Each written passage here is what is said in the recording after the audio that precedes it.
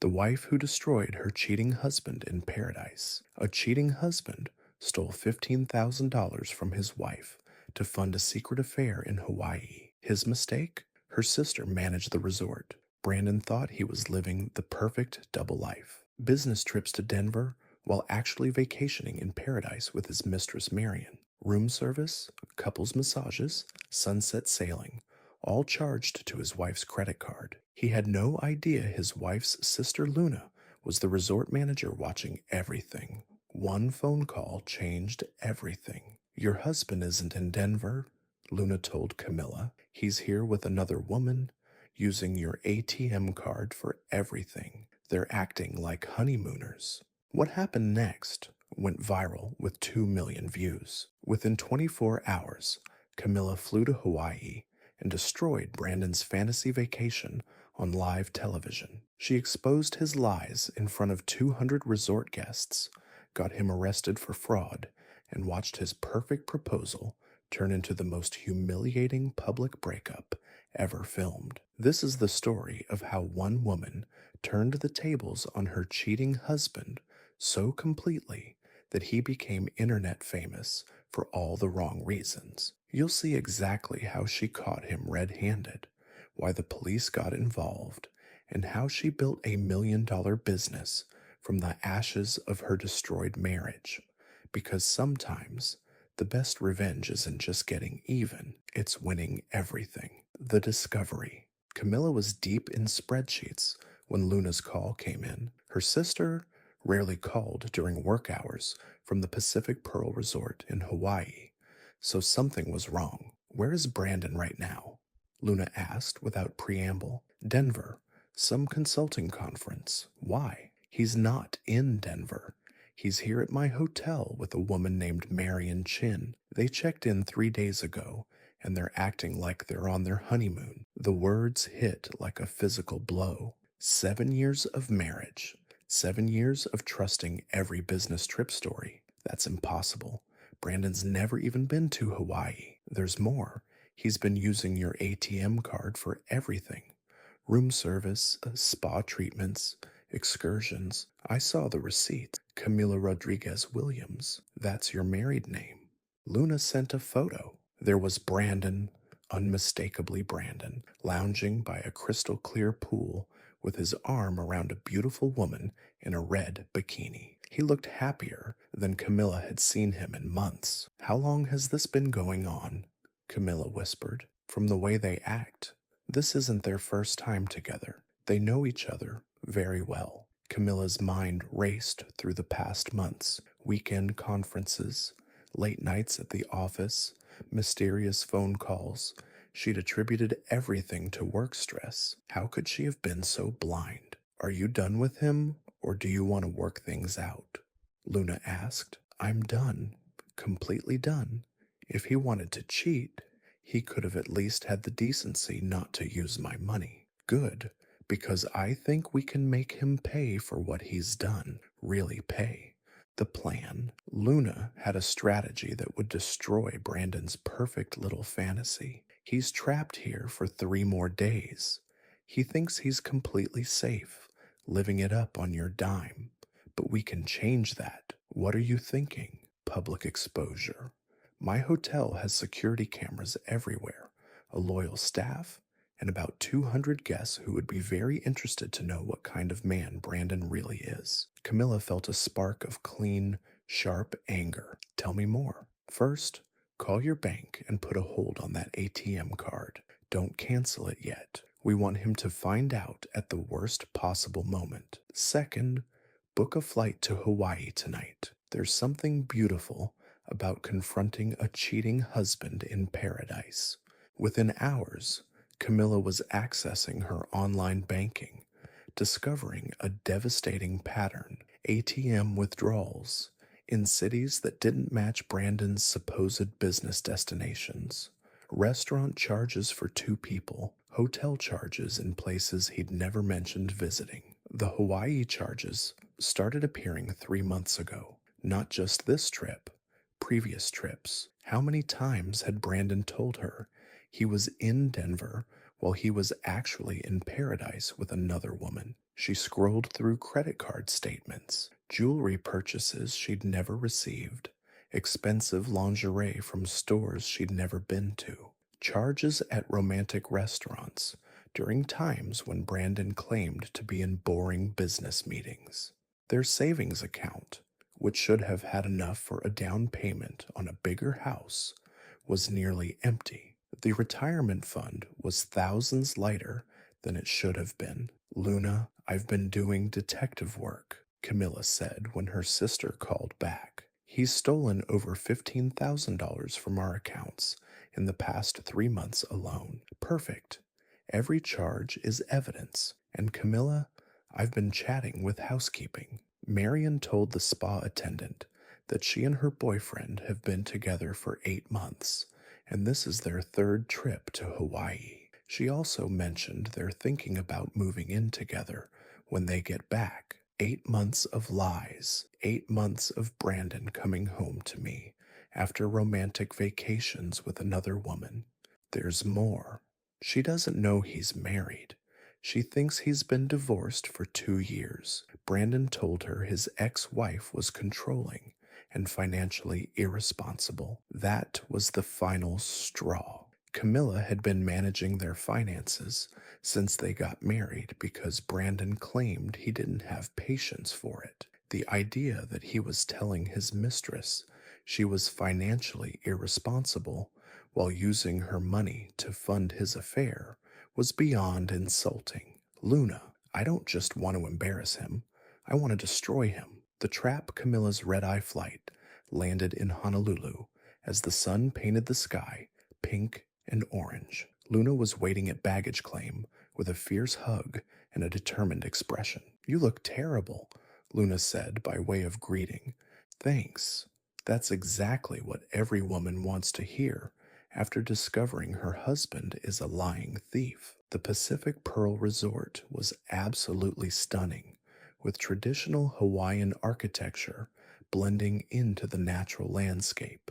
This must have cost a fortune. Brandon had expensive taste when spending her money. Luna led her to a beautiful room on the same floor as Brandon and Marion, far enough away to avoid accidental encounters. They rarely emerge before 10 a.m., Luna explained. Apparently they're not morning people. In Luna's office, they finalized Operation Karma. Copies of receipts showed over $2,000 spent in just 4 days. Couples massage, $400. Sunset sailing, $300. Dinner at the most expensive restaurant, $250. Room service champagne and strawberries, $150. Tonight is the weekly island culture show, Luna explained. Tomorrow is the big luau. That's when we strike. But first, you need to see them together to understand their dynamic. At 2:15 p.m., Brandon and Marion emerged from the hotel like something from a romantic movie. Marion was stunning in a turquoise bikini. Brandon looked more relaxed than Camilla had seen him in years. What hurt most wasn't just seeing them together, but seeing how Brandon looked at Marion. He was attentive and affectionate in a way he hadn't been with Camilla for at least 2 years. This wasn't just physical. Brandon was emotionally invested. Camilla took photos, documenting their obvious intimacy. Each picture felt like evidence for her divorce case, but also like another nail in the coffin of her marriage. The bartender says Brandon has been bragging about his successful business and freedom to travel, Luna reported. He told them yesterday he's never been happier. There's more. Marion asked the concierge about romantic restaurants for their 6-month anniversary dinner, but she told the spa attendant they'd been together 8 months. Different timeline stories. That's useful information. They watched Brandon order expensive cocktails, charging them to their room, her room, the room she was unknowingly paying for. The final day, the next morning, brought news that made their plan even more perfect. Brandon just booked a private dinner on the beach tonight, Luna announced. He's planning to propose to Marion. Camilla felt slapped. He's going to propose while we're still married. He told the concierge he's planning to surprise his girlfriend with a promise ring. He wants the dinner set up right on the beach where everyone can see. The audacity was breathtaking. Brandon was planning to propose to another woman while legally married, using stolen money to pay for the ring. He bought the ring from the resort's jewelry boutique this morning. Cost $3,500, charged to your credit card. He bought her a $3,500 ring with my money. He's planning to propose to another woman with jewelry I unknowingly paid for. Spirit, they revised their timeline. Instead of waiting for the luau, they would confront Brandon during his romantic beach dinner. Even more dramatic, even more humiliating.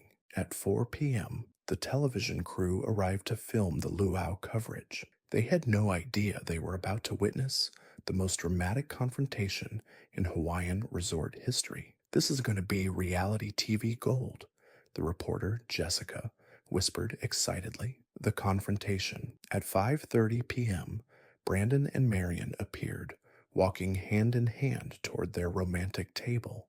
Marion looked radiant in a flowing white dress, clearly having no idea what Brandon was planning. Brandon looked nervous but excited, the jewelry box bulging in his pocket.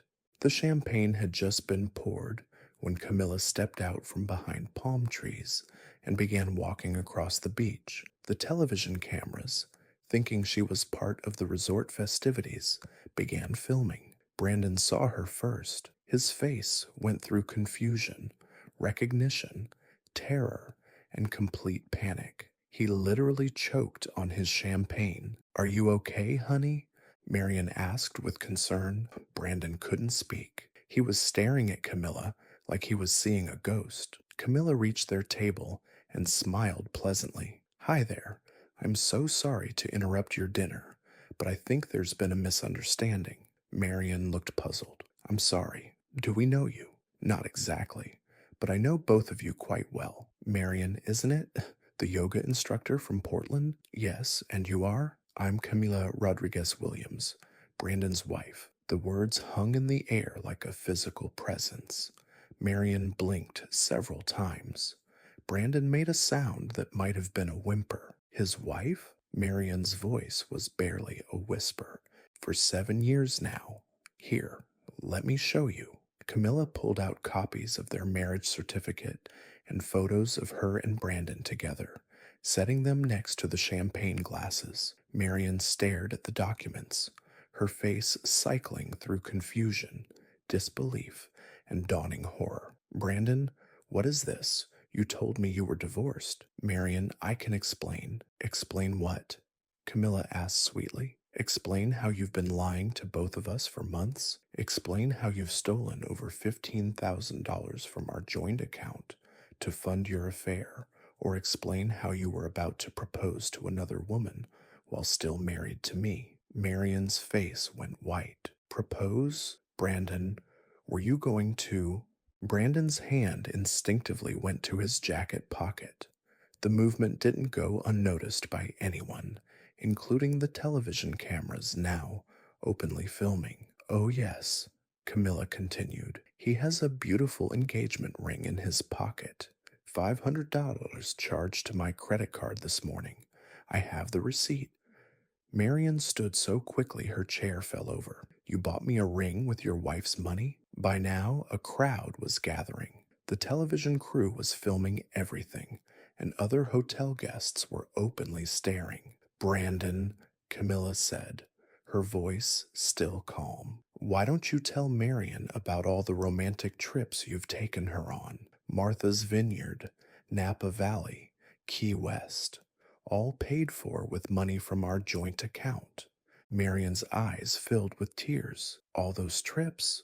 You said you were successful." "He can't afford any of this on his own," Camilla explained gently. "His consulting business barely breaks even. Every romantic dinner, every expensive hotel, every luxury vacation has been funded by his wife's salary, by my salary." "You're lying," Brandon said desperately.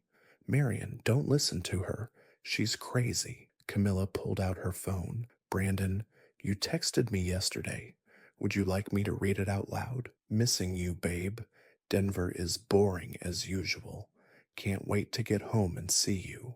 Love you. Does that sound like a separated man? Marion was staring at Brandon like she'd never seen him before. You told me you were in Denver for business? You were texting your wife while you were here with me. Marion, please. I love you. I was going to leave her with a ring you bought with her money. Marion's voice cracked. She pulled off the promise ring Brandon had given her months earlier and threw it at him. How could you make me part of this? She turned to Camilla. I'm so sorry. I had no idea. I would never have. I believe you, Camilla said kindly. You're as much a victim of his lies as I am. Brandon was looking between the two women, panic evident. This is all wrong. You're both overreacting. What we have together is built on lies and theft, Marion said, her voice growing stronger. And what we have together is over, Camilla added. Brandon, I've already filed for divorce. You'll be served with papers when you get back to Chicago. Brandon's face went paler. You filed for divorce when? This morning. My lawyer was very interested in all the evidence of your infidelity and financial fraud. The crowd was completely silent, hanging on every word. The television reporter was getting everything on camera. Brandon's phone rang. He answered desperately. Hello? What? No, that can't be right. His face went from pale to green. What do you mean the card was declined? He hung up and looked at the crowd staring at him. The hotel says my card was declined. That's because I put a hold on all our joint accounts, Camilla explained. I'm not paying for your affair anymore, Brandon. The full weight hit Brandon. No money, no girlfriend, no wife, no dignity, and no way off the island for 2 more days. The arrest.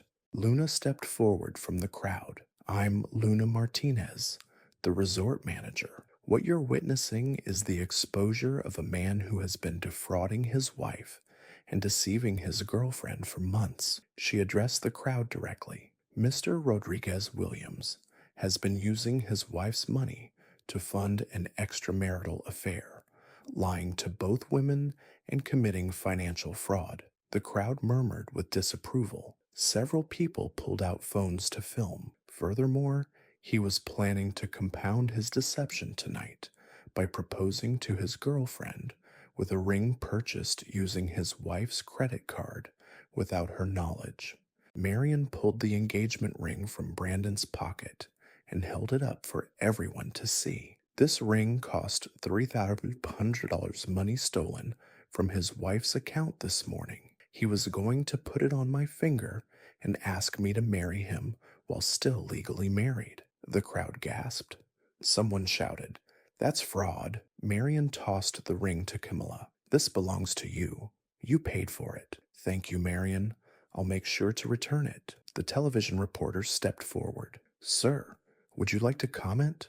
Our cameras have been rolling for the entire confrontation. Brandon's face went white as he realized it was all being filmed for broadcast television. Turn those cameras off. You can't film this. Actually, we can, the reporter replied. This is newsworthy content. This will ruin me, Brandon whispered. You ruined yourself, Camilla replied. I'm just making sure there are consequences. As if on cue, 2 police officers entered the scene. Mr. Rodriguez Williams, we need you to come with us for questioning regarding charges of financial fraud and identity theft. Identity theft? Brandon's voice cracked. Using your spouse's financial accounts without permission and forging her signature on hotel documents constitutes identity theft, one officer explained. As police led Brandon away in handcuffs, Camilla felt satisfaction. For months, Brandon had acted like he was above consequences. Now he was facing real legal consequences. The aftermath. The next morning, Luna had updates. Brandon spent the night in the hotel lobby. Security wouldn't let him sleep on the beach, and he couldn't afford another room. He's been calling everyone trying to get money for a flight home. Any luck? None. His business partners don't want to be associated with someone exposed as a fraud on television, and his friends aren't interested in helping. The television segment aired this morning, and it's already going viral. The reporter titled it, Paradise Lost When Vacation Romance Goes Wrong. Brandon is becoming internet famous for all the wrong reasons. Camilla's lawyer called with good news. Brandon's arrest has significantly strengthened our position. The court is prepared to award you the house, both cars, and 80% of your joint assets. Brandon will also be required to pay spousal support. And the criminal charges? He'll likely plea bargain to avoid jail time, but he'll have to make full restitution and complete community service. His reputation is completely destroyed. 3 weeks later, Camilla was back in Chicago, rebuilding her life as a soon-to-be divorced woman. The house felt different without Brandon's presence, quieter but more peaceful. She had thrown away everything that reminded her of their life together and was redecorating to reflect her own tastes. The legal proceedings were moving quickly due to Brandon's fraud charges and overwhelming evidence of infidelity. Luna called with updates from Hawaii, where Brandon's spectacular downfall had become legendary. He finally made it back to Chicago, but not before spending 5 days sleeping in Honolulu Airport because he couldn't afford a hotel or earlier flight. His parents had to wire him money for a ticket home. The video has over 2 million views now and has been picked up by entertainment news shows. Brandon Rodriguez Williams is officially internet famous as the world's worst cheating husband. Marion was doing great, too. She had called to thank the hotel staff for helping expose Brandon's lies. She said she's never been happier to be single. Good for her. She deserves better than Brandon. The new beginning, Luna had exciting news. There's someone I want you to meet. His name is James Mitchell, and he owns a chain of boutique hotels. He was a guest when your confrontation with Brandon happened, and he was impressed by how professionally you handled the situation. He wants to hire me based on watching me destroy my cheating husband. He wants to meet about a potential consulting contract. He said any woman who could maintain that level of composure and strategic thinking under extreme stress would be exactly the kind of marketing professional his business needed.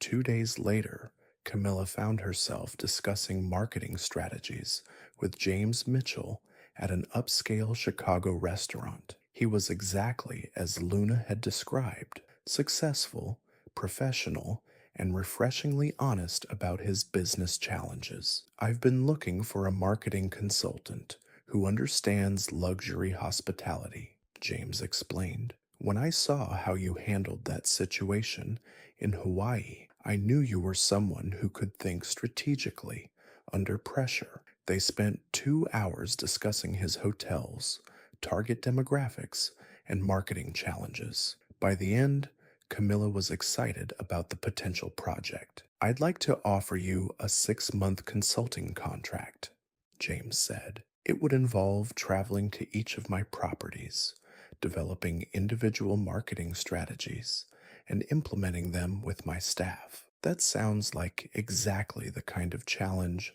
I'm looking for. Excellent. One of those properties is Luna's Resort in Hawaii. The Hawaii property needs an on-site marketing director, and the position comes with a beautiful apartment overlooking the ocean. The offer was tempting. Chicago held too many memories of her life with Brandon.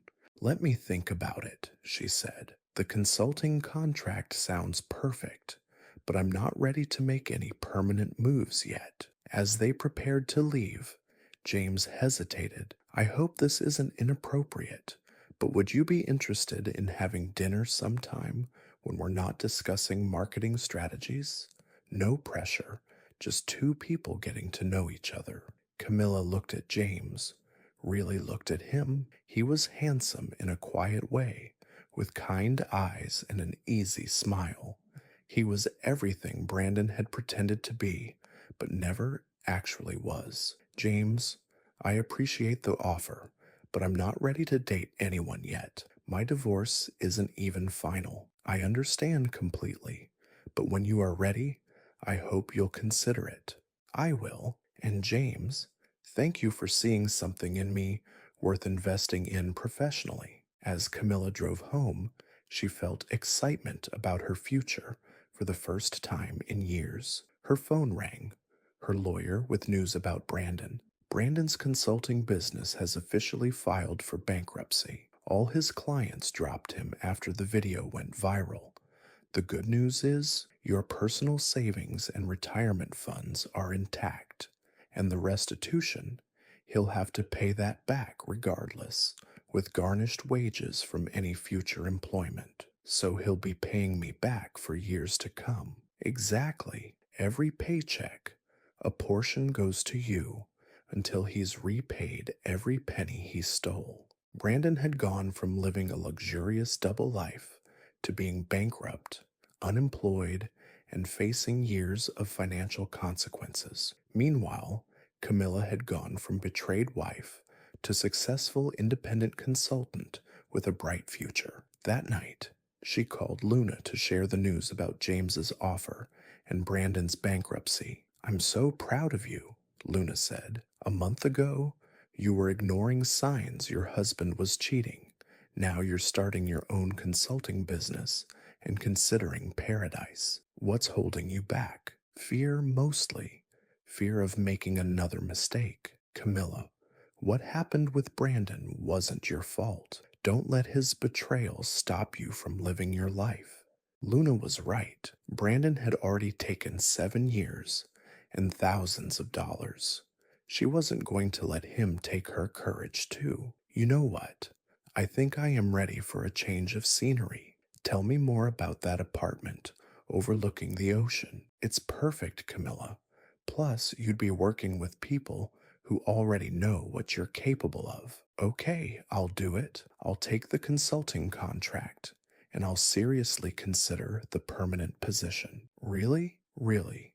Brandon destroyed the life we built together, but that doesn't mean I can't build something better for myself.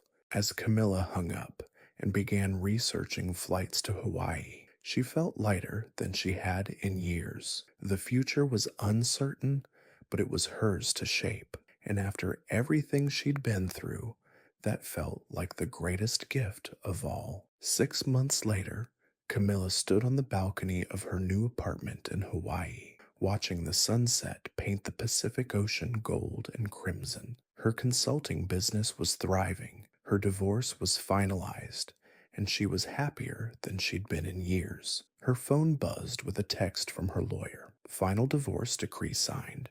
You're officially free. Congratulations. Camilla smiled and poured champagne to celebrate. After months of legal proceedings, her marriage to Brandon Rodriguez Williams was officially over. She was Camilla Rodriguez again. Luna appeared with her own champagne glass. Is this a private celebration? It's definitely worth sharing. The divorce is final, and I just signed the contract to buy this apartment. I'm officially a Hawaii resident. And how do you feel? I feel free for the first time in years.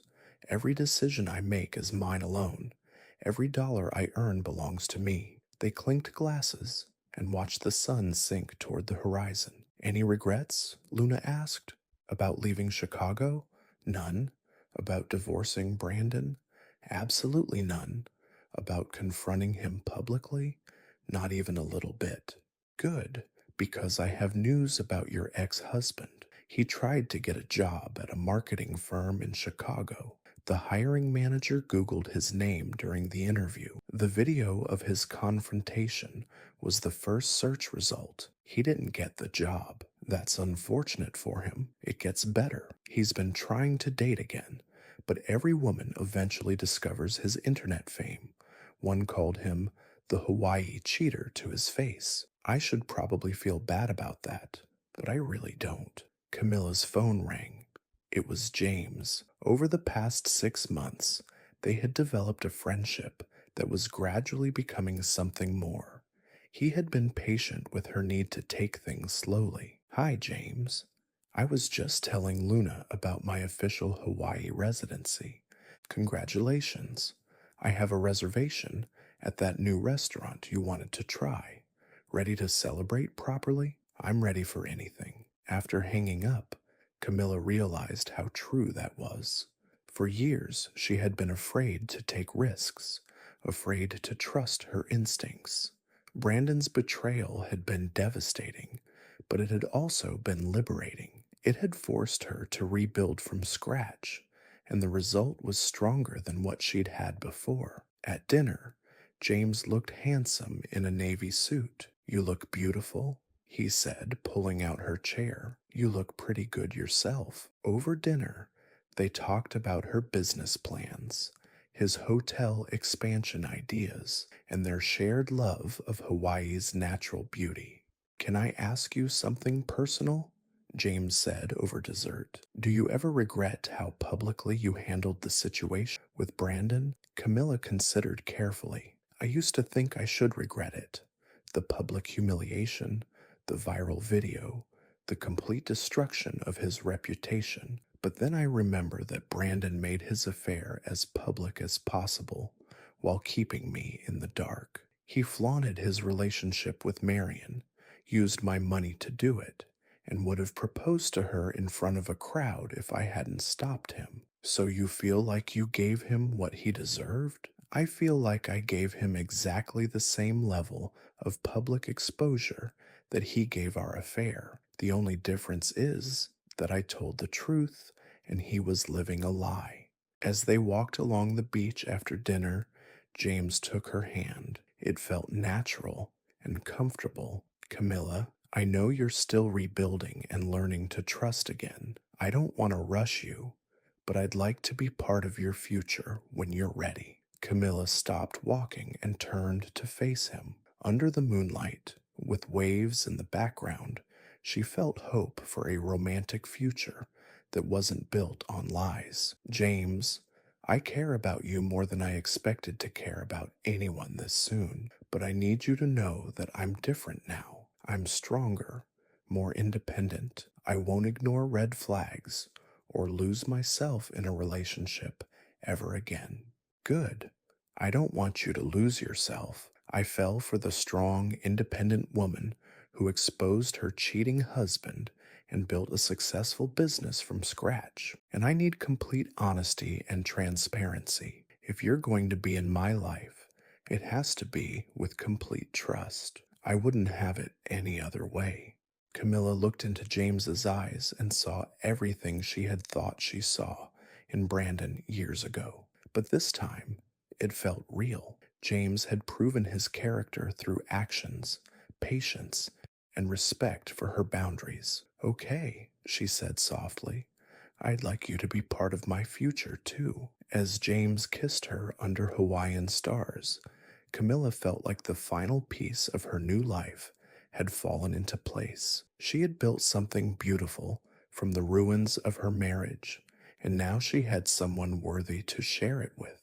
6 months ago, she had been a betrayed wife living a lie. Tonight, she was a successful businesswoman living her truth, surrounded by people who valued and respected her.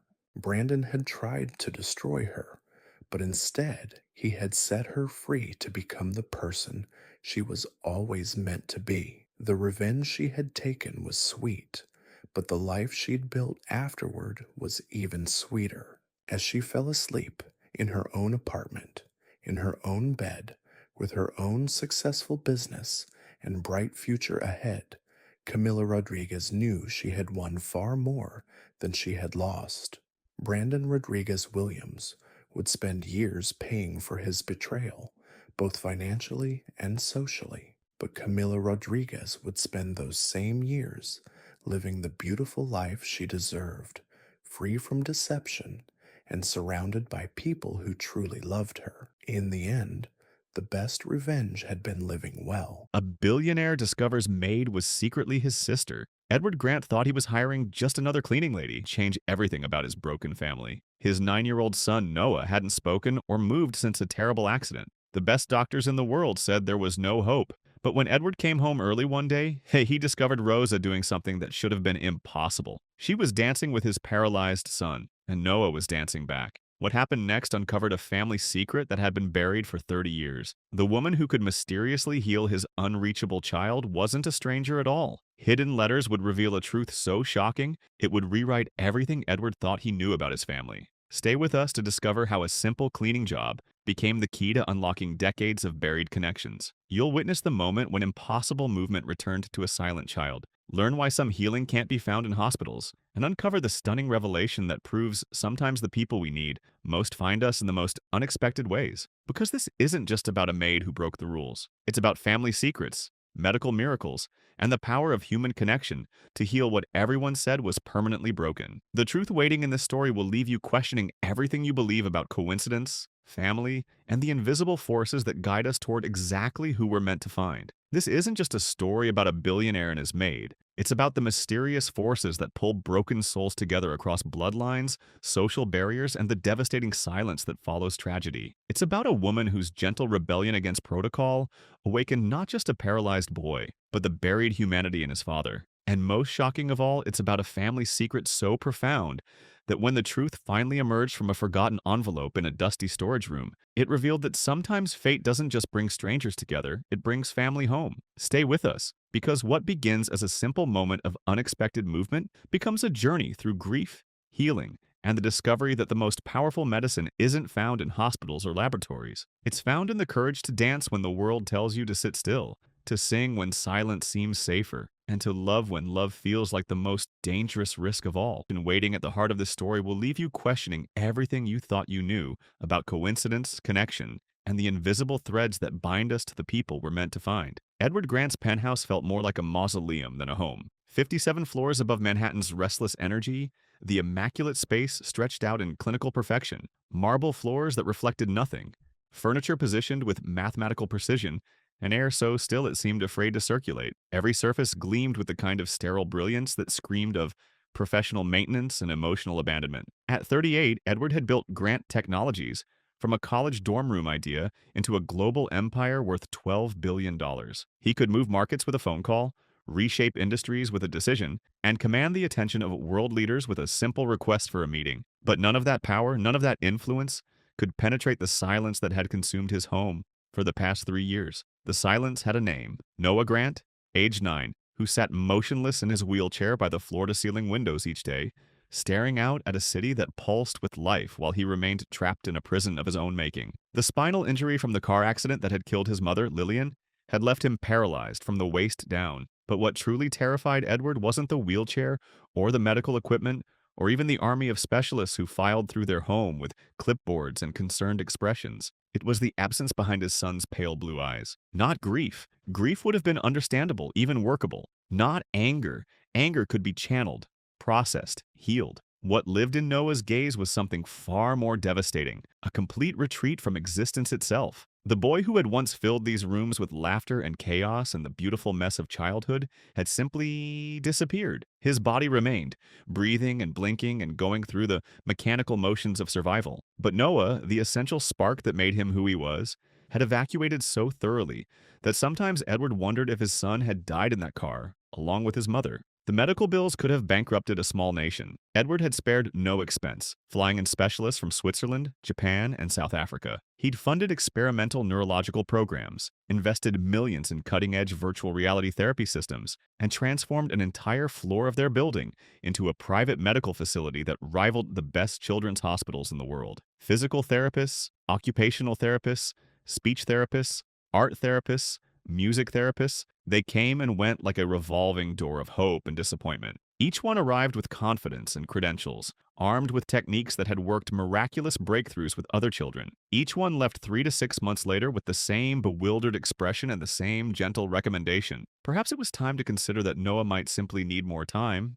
Years, perhaps, maybe a lifetime. But Edward refused to accept that verdict. He approached his son's condition the same way he approached every business challenge, with relentless research, unlimited resources, and the absolute conviction that every problem had a solution if you were smart enough and determined enough to find it. He read every study published on pediatric trauma recovery, consulted with neurologists in 12 countries, and funded research into experimental treatments that existed only in theoretical papers. What he couldn't understand, what no amount of money or expertise could explain, was why Noah would sometimes track movement with his eyes for a few seconds, or why his fingers would occasionally twitch in what might have been an attempt to reach for something, only to retreat back into stillness the moment anyone noticed. These tiny flickers of engagement were more tormenting than complete absence would have been, because they suggested that somewhere inside that silent shell, his son was still there, choosing not to emerge. The penthouse staff moved through their daily routines with the hushed efficiency of funeral directors. Margaret, the head housekeeper who had worked for the family since before Noah was born, spoke in whispers and avoided eye contact whenever she entered Noah's room. James, the personal chef, prepared elaborate meals that went untouched, replacing them 3 times a day with the mechanical persistence of someone who had long since stopped hoping for appreciation. Dr. Patricia Hendricks, Noah's full-time nurse, monitored his physical condition with clinical precision while carefully avoiding any conversation about emotional progress. And then there was Rosa. Miles had been working as part of the cleaning crew for exactly 43 days when everything changed. She was 28 years old, though she carried herself with the quiet dignity of someone who had learned early that life required both resilience and grace. Her dark hair was always pulled back in a simple ponytail, her uniform was always spotless, and her movements through the penthouse were so unobtrusive that most days Edward forgot she was there at all. Unlike the other staff members, Rosa didn't treat the penthouse like a shrine to tragedy. She cleaned around Noah's wheelchair without the theatrical tiptoe that everyone else employed. She hummed softly while she worked, barely audible melodies in what sounded like Portuguese or Spanish, though Edward had never bothered to ask. She never tried to engage Noah directly, never spoke to him in the artificially cheerful tone that therapists used, never made the mistake of treating him like an invalid who needed to be handled with exaggerated care. In fact, if Edward had been pressed to describe Rosa's presence in their home, he might have said she was almost invisible, which was exactly why what happened on that Tuesday morning in October was so completely impossible to explain. Edward's day had begun like every other day for the past 3 years. He woke at 5:30 a.m. to the sound of his phone's alarm, checked overnight emails from his Tokyo and London offices, and spent an hour reviewing market reports while his personal trainer waited in the penthouse gym. By 7 a.m., he was showered, dressed, and reviewing the day's schedule over coffee that he never actually tasted, his mind already moving through the series of meetings, decisions, and negotiations that would fill the next 12 hours. He paused outside Noah's room as he did every morning, listening for any sound that might suggest his son was awake. The silence that greeted him was familiar, but no less devastating for its predictability. He pushed the door open quietly, expecting to see Noah in his usual position by the window, staring out at the city with the blank expression that had become his default setting. Instead, he saw the untouched breakfast tray sitting on the side table where Dr. Hendricks had left it the night before. Noah hadn't eaten anything substantial in weeks, surviving on protein shakes and the occasional piece of fruit that could be coaxed into him with tremendous effort. Edward made a mental note to call the nutritionist again, though he already knew what she would say. They couldn't force him to eat, and until his emotional state improved, his appetite would remain essentially non-existent. The board meeting that morning was supposed to be routine: quarterly reports, budget approvals, and a presentation on their expansion into Southeast Asian markets. Edward sat at the head of the polished conference table in Grant Technologies' Manhattan headquarters, listening to his CFO explain profit margins and market projections with the same engagement he might have shown for a grocery list. His mind kept drifting back to Noah's breakfast tray, to the way his son's shoulders had looked so small and fragile in the oversized wheelchair, to the growing fear that they were losing him one silent day at a time. Then his assistant knocked and entered with an apologetic expression. "Mr. Grant, I'm sorry to interrupt, but I just received word that the Singapore delegation had to reschedule. Their flight was delayed by mechanical issues, and they won't arrive until Thursday." Edward stared at her for a moment, his mind struggling to process the information. The Singapore meeting was supposed to be the centerpiece of his afternoon, a crucial negotiation for a partnership that could open doors throughout Asia. He had spent weeks preparing, reviewing cultural protocols, and studying the backgrounds of each delegate. Now suddenly, he had 4 hours of unexpected free time stretching ahead of him. "Reschedule everything else," he heard himself saying. "I'm going home." The words surprised him as much as they seemed to surprise his assistant. Edward Grant didn't go home in the middle of the day. He didn't have unexpected free time. His schedule was a precisely calibrated machine that had been running without interruption for years. But something about the empty space where the meeting should have been felt like an invitation or perhaps a command to break his own rules. The elevator ride from the 42nd floor to the parking garage passed in a blur. Edward found himself in the back of his car, watching Manhattan slide past the windows without any clear memory of making the decision to leave. His driver, accustomed to sudden changes in routine, asked no questions and made no conversation during the 20-minute ride back to the residential tower that housed the penthouse. As the private elevator climbed toward the 57th floor, Edward felt an unfamiliar sensation in his chest, something that might have been anticipation, though he couldn't understand what he might be anticipating. Perhaps it was just the novelty of arriving home before sunset, of breaking the rigid routine that had governed his life since Lillian's death. Perhaps it was the hope, however irrational, that he might find Noah doing something different, something that would suggest progress was possible after all. The elevator doors opened with their usual whisper-quiet precision, revealing the familiar expanse of marble and chrome that served as the penthouse's entry hall. Edward stepped out, already mentally reviewing the list of tasks he could accomplish during his unexpected free time. Calls to return, reports to review, emails that had been accumulating while he sat through the morning's meetings. But then he heard something that stopped him in his tracks. Music. It was faint, barely audible over the ambient hum of the penthouse's climate control system. Not the kind of music that played through the built-in sound system. Something with more texture, more imperfection. Something alive. Edward stood frozen in the entryway, his briefcase still in his hand, his mind struggling to process this impossible addition to the soundscape of his perfectly controlled environment. The melody was delicate but steady, a waltz that seemed to float rather than simply play. And underneath it, even more impossible, was the sound of movement. Not the mechanical whir of medical equipment or the efficient footsteps of staff members, but something fluid and organic. Something that sounded almost like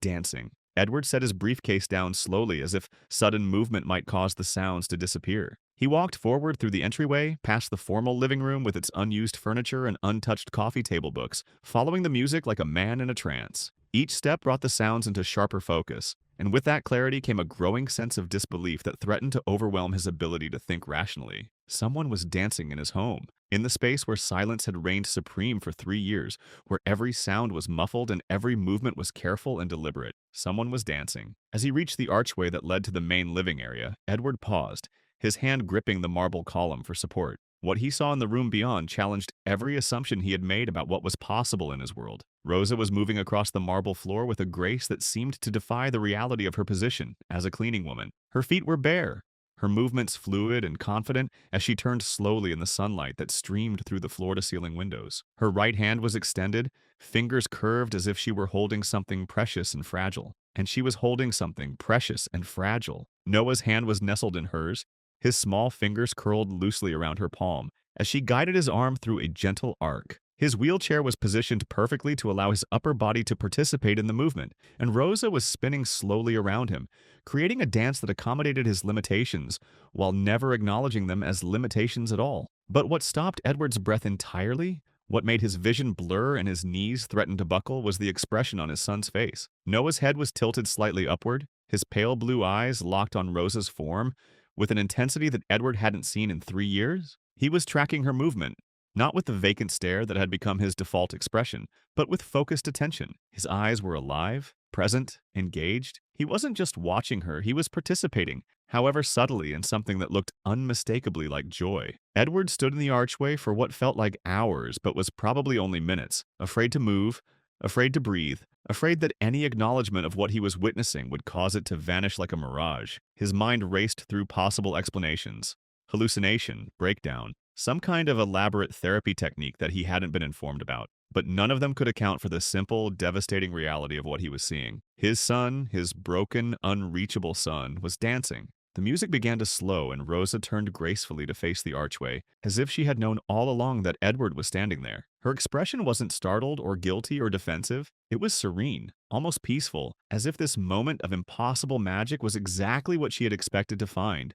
When she looked up, she didn't release Noah's hand immediately. Instead, she stepped back slowly, allowing his arm to lower gently to his side, with the same fluid grace that had characterized their entire dance. Noah didn't flinch or retreat or shut down. His gaze shifted from Rosa to the floor, but not with the blank dissociation that Edward had grown accustomed to. It was natural, like a child who had been playing and was now ready to rest. Rosa offered a simple nod toward Edward, not apologetic, not guilty, just acknowledgement from one adult to another. There was no shame in her expression, no request for permission or forgiveness. She had done what she felt was right, and she was prepared to accept whatever consequences that choice might bring. Edward tried to speak, but his throat had closed entirely. His mouth opened and closed soundlessly as his mind struggled to process what he had witnessed. Rosa turned and began collecting her cleaning supplies, humming softly under her breath, as if the miracle that had just unfolded was as natural and unremarkable as any other part of her daily routine. It took several minutes before Edward could move. He stood like a man who had just survived an earthquake,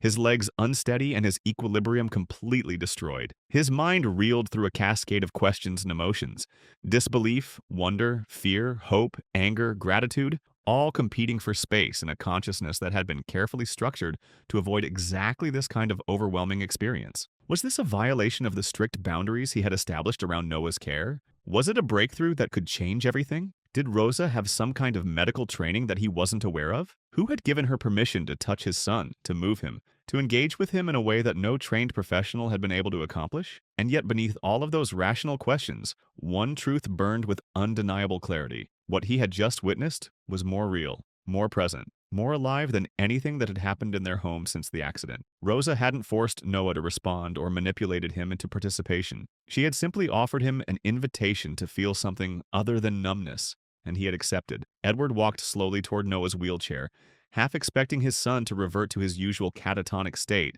now that the spell had been broken. But Noah didn't shut down. He didn't retreat. His fingers curled slightly inward, as if his hand retained the memory of Rosa's touch, and there was a subtle tension in his arm that suggested his muscles remembered what it felt like to move with purpose. And then, so faintly that Edward almost missed it, came the sound that shattered what remained of his composure. Noah was humming. The melody was barely audible, cracked and uncertain from years of disuse, but unmistakably the same waltz that Rosa had been playing. His lips were parted slightly, and the sound emerged as little more than breath shaped into music, but it was there. His son, his silent, unreachable son, was humming. Edward staggered backward, his hand pressed to his mouth to contain the sob that threatened to escape. He didn't speak for the rest of the day. He couldn't.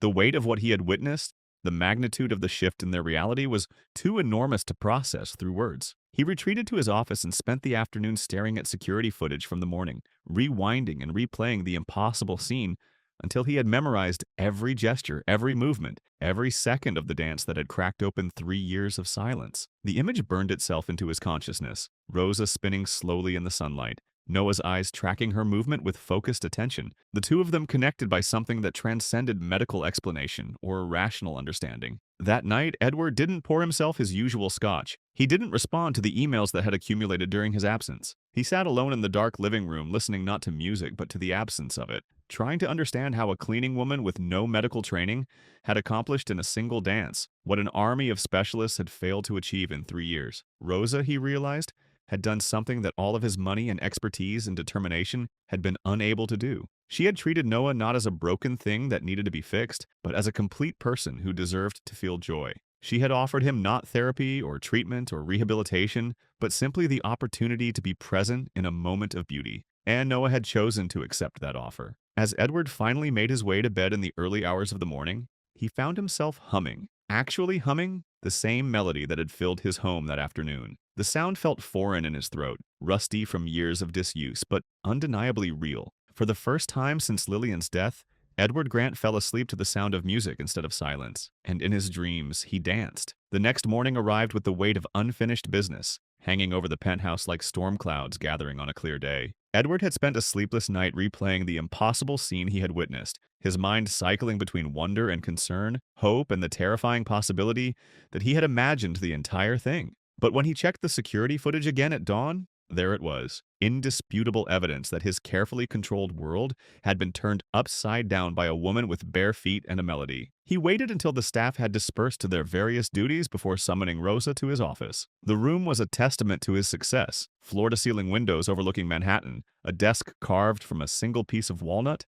walls lined with awards and photographs documenting his rise from struggling entrepreneur to billionaire CEO. It was a space designed to intimidate, to remind visitors of the vast gulf between his power and their dependence on his goodwill. Rosa entered without hesitation, her chin slightly raised in a way that suggested she was prepared for whatever conversation was about to unfold. She declined his gesture toward the leather chair positioned across from his desk, choosing instead to stand with her hands folded in front of her cleaning apron. Her posture was respectful but not submissive, dignified but not defiant. She was, Edward realized, completely unintimidated by the trappings of his wealth and authority. "Explain what you were doing," he said, his voice deliberately low and clipped. He had practiced this conversation during his sleepless night, preparing himself to be firm but fair, authoritative but not cruel. He needed answers, and he needed them to make sense within the framework of rules and protocols that governed every aspect of Noah's care. Rosa met his eyes directly, her expression calm and unwavering.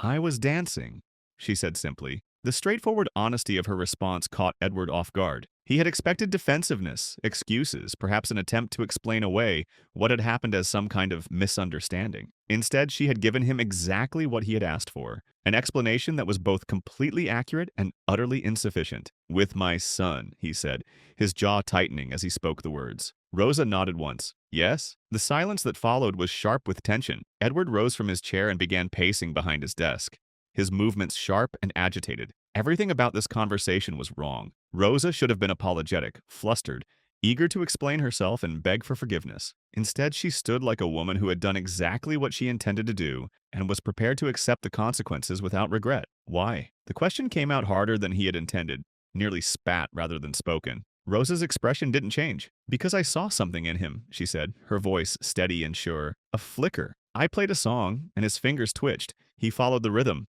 So I moved with him." Edward stopped pacing and turned to face her fully. "You are not a therapist, Rosa. You are not trained. You don't touch my son." The words came out harsher than he had planned, fueled by 3 years of carefully maintained control and the terrifying realization that all of his systems and protocols had been rendered meaningless by a woman who cleaned floors for a living. He expected her to flinch, to step back, to show some sign that his authority still meant something in this conversation. Instead, Rosa's reply was immediate, firm, but never disrespectful. "No one else touches him either," she said quietly. "Not with joy, not with trust. I didn't force him. I followed him." The truth of that statement hit Edward like a physical blow. When was the last time anyone had touched Noah with joy? When was the last time someone had approached him as a source of pleasure rather than a problem to be solved? The therapist touched him with clinical precision. The nurses touched him with medical necessity. His own father touched him with the careful desperation of someone afraid of causing further damage. But joy? Trust? When had those things disappeared from Noah's experience entirely? Edward resumed his pacing, his movements more agitated now as Rosa's calmness continued to unnerve him. "You could have undone months of therapy," he muttered, though the words felt hollow even as he spoke them. "Years, there is structure, protocol." Rosa said nothing, allowing his statement to hang in the air between them. Her silence was more powerful than any argument she could have made because they both knew the truth. The months and years of therapy had produced no measurable progress. The structure and protocol he was so desperately defending had failed completely to reach the child they were supposed to help. Edward turned toward her, his voice rising with frustration and something that might have been fear. "Do you know what I pay for his care? What his specialists say?" Rosa finally spoke again, her words coming slower this time, weighted with a kind of gentle certainty that made them impossible to dismiss. "Yes," she said, "and yet they don't see what I saw today. He chose to follow with his eyes, with his spirit, not because he was told to, because he wanted to." Edward felt his carefully constructed defenses beginning to crack. This wasn't how the conversation was supposed to go. He was supposed to be in control, setting boundaries, reestablishing the order that governed their lives. Instead, he found himself confronting the uncomfortable possibility that Rosa had accomplished something that all of his money and expertise had failed to achieve. "You think a smile is enough?" he asked, his voice cracking slightly. "That music and twirling solve trauma?" Rosa didn't answer immediately. She knew it wasn't her place to argue theoretical points about trauma recovery or child psychology. She wasn't qualified to debate treatment methodologies with a man who had consulted with the best specialists in the world. But she also knew that trying to engage on that level would miss the essential truth of what had happened. Instead, she said something that cut straight to the heart of everything Edward was afraid to acknowledge. "I danced because I wanted to make him smile because no one else has." The words landed harder than she had perhaps intended. Edward's fists clenched at his sides, his throat suddenly dry as the full impact of her statement sank in. How long had it been since anyone had approached Noah with the simple, uncomplicated desire to bring him joy? How long since someone had looked at him and seen not a collection of symptoms and deficits,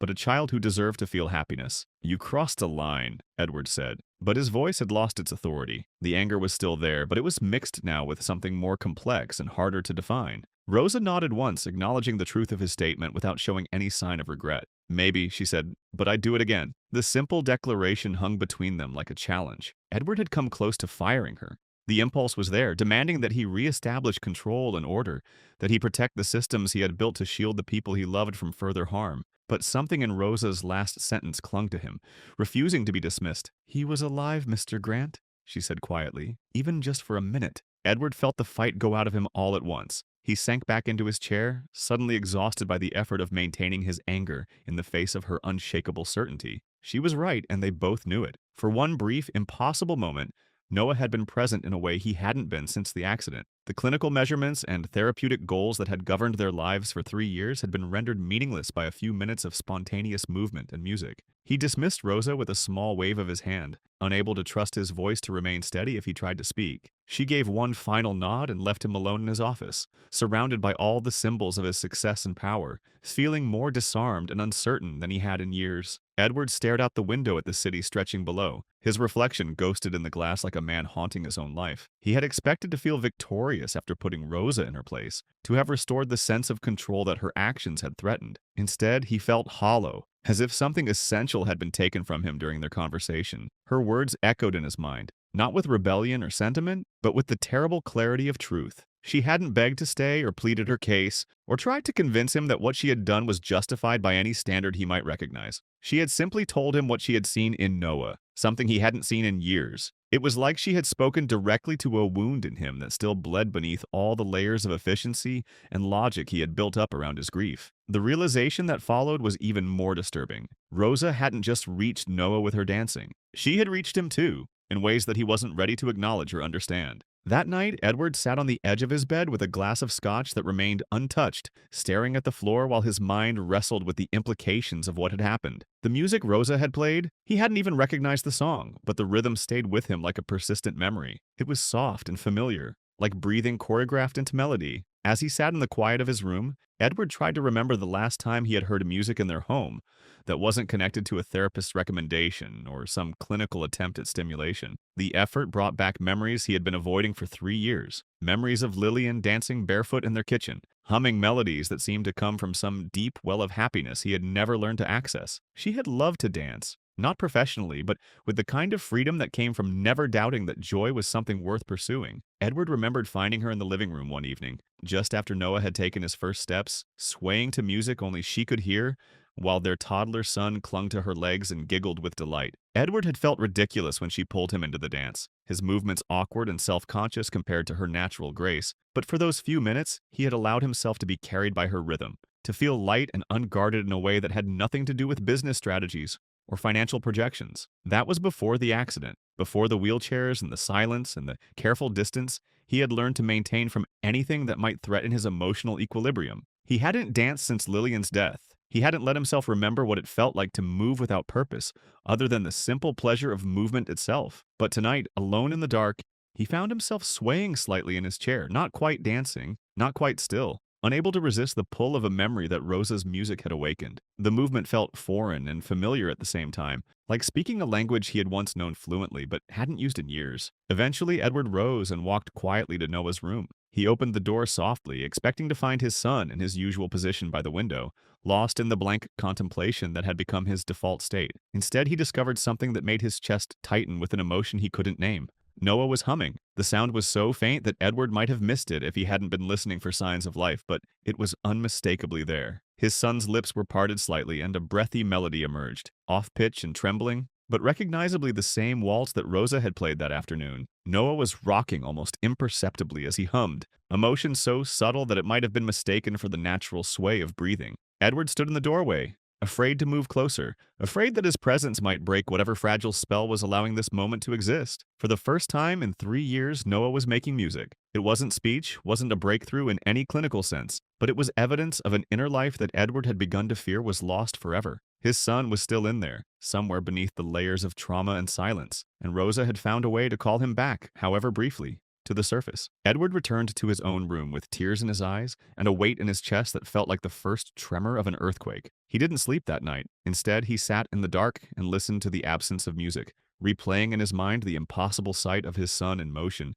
the sound of melody returning to a voice that had been silent for so long. Something fundamental had shifted in their world, and Edward wasn't sure whether he should be grateful or terrified by the change. All he knew was that Rosa had opened a door he had thought was permanently sealed, and now he had to decide whether he was brave enough to walk through it. Rosa returned to work the following morning with the same quiet dignity she had always displayed, but Edward found himself watching her with new eyes. He observed her movements through the penthouse, noting the way she hummed softly while organizing supplies, the gentle rhythm that seemed to govern her every gesture, the complete absence of the nervous energy that most staff members displayed in his presence. She didn't seek him out for clarification about her position or attempt to gauge his mood after their confrontation. Instead, she simply went about her work with the same careful attention to detail she had always shown, cleaning surfaces that were already spotless and organizing spaces that had never been disturbed. But there was something different in the air now, a subtle shift in the energy of the home that Edward couldn't quite define. The change became more apparent when Rosa entered Noah's room to continue her regular cleaning routine. Edward positioned himself in the hallway, partially concealed behind the doorframe, telling himself he was merely observing to ensure that appropriate boundaries were maintained. But the truth was more complex. He was drawn to watch this woman who had accomplished the impossible, hoping to understand the secret of her success. Rosa didn't speak to Noah directly. She didn't acknowledge him with the artificially cheerful greetings that therapists used or attempt to engage him in conversation. Instead, she moved through her tasks with the same fluid grace she had displayed during their dance, humming melodies that seemed to fill the space between them without demanding any response. At first, Noah remained as motionless as ever, his wheelchair positioned by the window, and his face betraying none of the animation Edward was desperate to see. But Rosa didn't appear to expect miracles. She swept and dusted with deliberate rhythm, occasionally changing her tune to let the melody dip into minor keys or flutter through more complex progressions. Edward couldn't identify the songs she hummed. They weren't nursery rhymes or classical pieces or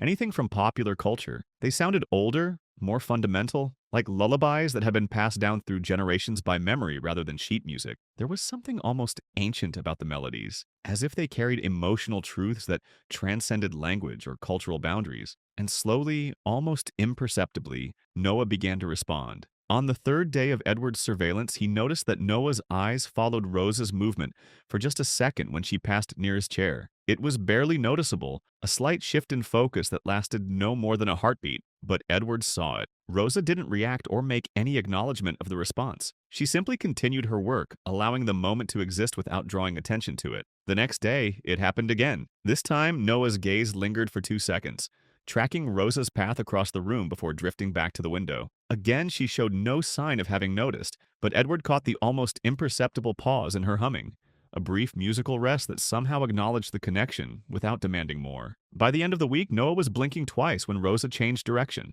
Not random blinks, but purposeful ones that seemed to constitute a form of communication. Edward recognized the pattern from their old bedtime rituals, when Noah would blink twice to mean yes, and once to mean no in the silly games they used to play before sleep. It was almost like watching a conversation conducted entirely in silence, with Rosa offering gentle invitations through her presence and movement, while Noah responded in the only way he could manage. Edward found himself holding his breath during these exchanges, afraid that any disturbance might break the delicate thread of connection that was slowly being woven between them. Rosa never imposed expectations or timelines on these interactions. She didn't push for more engagement or celebrate the small victories in ways that might make Noah self-conscious about his responses. Instead, she created a consistent presence that he could lean into when he felt ready, offering rhythm and melody as gifts rather than requirements. Sometimes she would pause in her cleaning to tap a wooden spoon gently against a bucket, creating soft percussion that barely qualified as sound, but somehow filled the room with intentional music. During these moments, Edward would watch Noah's foot twitch, just once, barely perceptible, but unmistakably in time with Rosa's quiet beat. Other times, Rosa would leave a brightly colored cleaning cloth on the table near Noah's chair, not as bait or encouragement, but simply as an offering of beauty in a space that had been drained of color for too long. Noah would glance toward it, his eyes lingering for a moment on the splash of yellow or red or blue that Rosa had introduced into his carefully controlled environment. These weren't breakthroughs in any traditional sense. No therapist would have documented them as measurable progress, and Edward couldn't explain to anyone else why these tiny gestures felt so monumentally important. But he was learning to recognize the difference between the mechanical responses that medical professionals tried to elicit and the organic connections that Rosa seemed to nurture without effort. The most significant change, however, was happening not just in Noah but in Edward himself. He found himself staying longer behind the hallway wall each morning, his breathing slowing to match Rosa's unhurried pace. The frantic energy that usually drove him through his days was being replaced by something quieter. Not relaxation exactly, but a kind of focused attention that he hadn't experienced since before Lillian's death. He tried once to explain what he was observing to Dr. Patricia Hendricks, Noah's physical therapist, but the words died in his mouth before he could form them into coherent sentences. How could he articulate the significance of eye twitches and finger curls to someone who measured progress in terms of range of motion and response time? How could he describe the way Rosa's presence seemed to create a pocket of possibility in a space that had been dominated by medical necessity? Dr. Hendricks would have called it anecdotal evidence, interesting but unverifiable, difficult to replicate in controlled conditions. She would have asked for measurable data, for quantifiable improvements that could be documented and tracked over time. But Edward was beginning to understand that what was happening between Rosa and Noah existed in a realm that couldn't be captured by charts and graphs. It was about trust. It was about the radical act of seeing Noah not as a collection of symptoms to be managed, but as a complete person who deserved to experience joy, even if that joy had to be measured in blinks and twitches rather than words and movement. Rosa treated these moments like seeds rather than performances, something to be tended with patience rather than celebrated with fanfare. She never announced what was happening or called attention to Noah's responses. When her shift ended each day, she would gather her supplies, nod politely to Edward if their paths crossed, and disappear down the elevator as if she hadn't just participated in the gradual resurrection of a child who had been lost to the world. On the sixth day of Edward's observation, something happened that shifted the entire dynamic of what he thought he understood about his son's condition. Rosa was finishing her usual routine when she walked to the table near Noah's wheelchair and paused. Without saying a word, she pulled a napkin from her pocket, plain white, the kind they kept in bulk for practical use, and placed it carefully on the surface where Edward would be sure to see it. She glanced once toward the hallway where she knew he was watching, a look that was neither challenging nor submissive, but simply acknowledging. Then she left, taking her supplies and her quiet music with her, leaving behind only the napkin and the echo of melody that seemed to linger in the air even after she was gone. Edward waited until he was certain Rosa had left the floor before approaching the table. The napkin appeared unremarkable at first glance, but when he picked it up, he discovered something that made his hands tremble and his vision blur with tears he couldn't control. Someone had drawn on the napkin in pencil, childlike lines that were hesitant and uneven, with smudges where the artist had erased and redrawn details multiple times. But the image was unmistakable. Two stick figures with their arms extended, caught mid-spin in what could only be interpreted as a dance. One figure had hair drawn in bold, flowing lines, while the other had a simple circle for a head and appeared to be seated. Edward sank into the chair beside the table, clutching the napkin as if it were the most precious artifact in the world. He didn't need to ask who had created this drawing. The lines were uncertain and shaky in the way that suggested fingers that hadn't held a pencil in years, hands that had forgotten the muscle memory of artistic expression, but were slowly remembering. Noah had drawn this.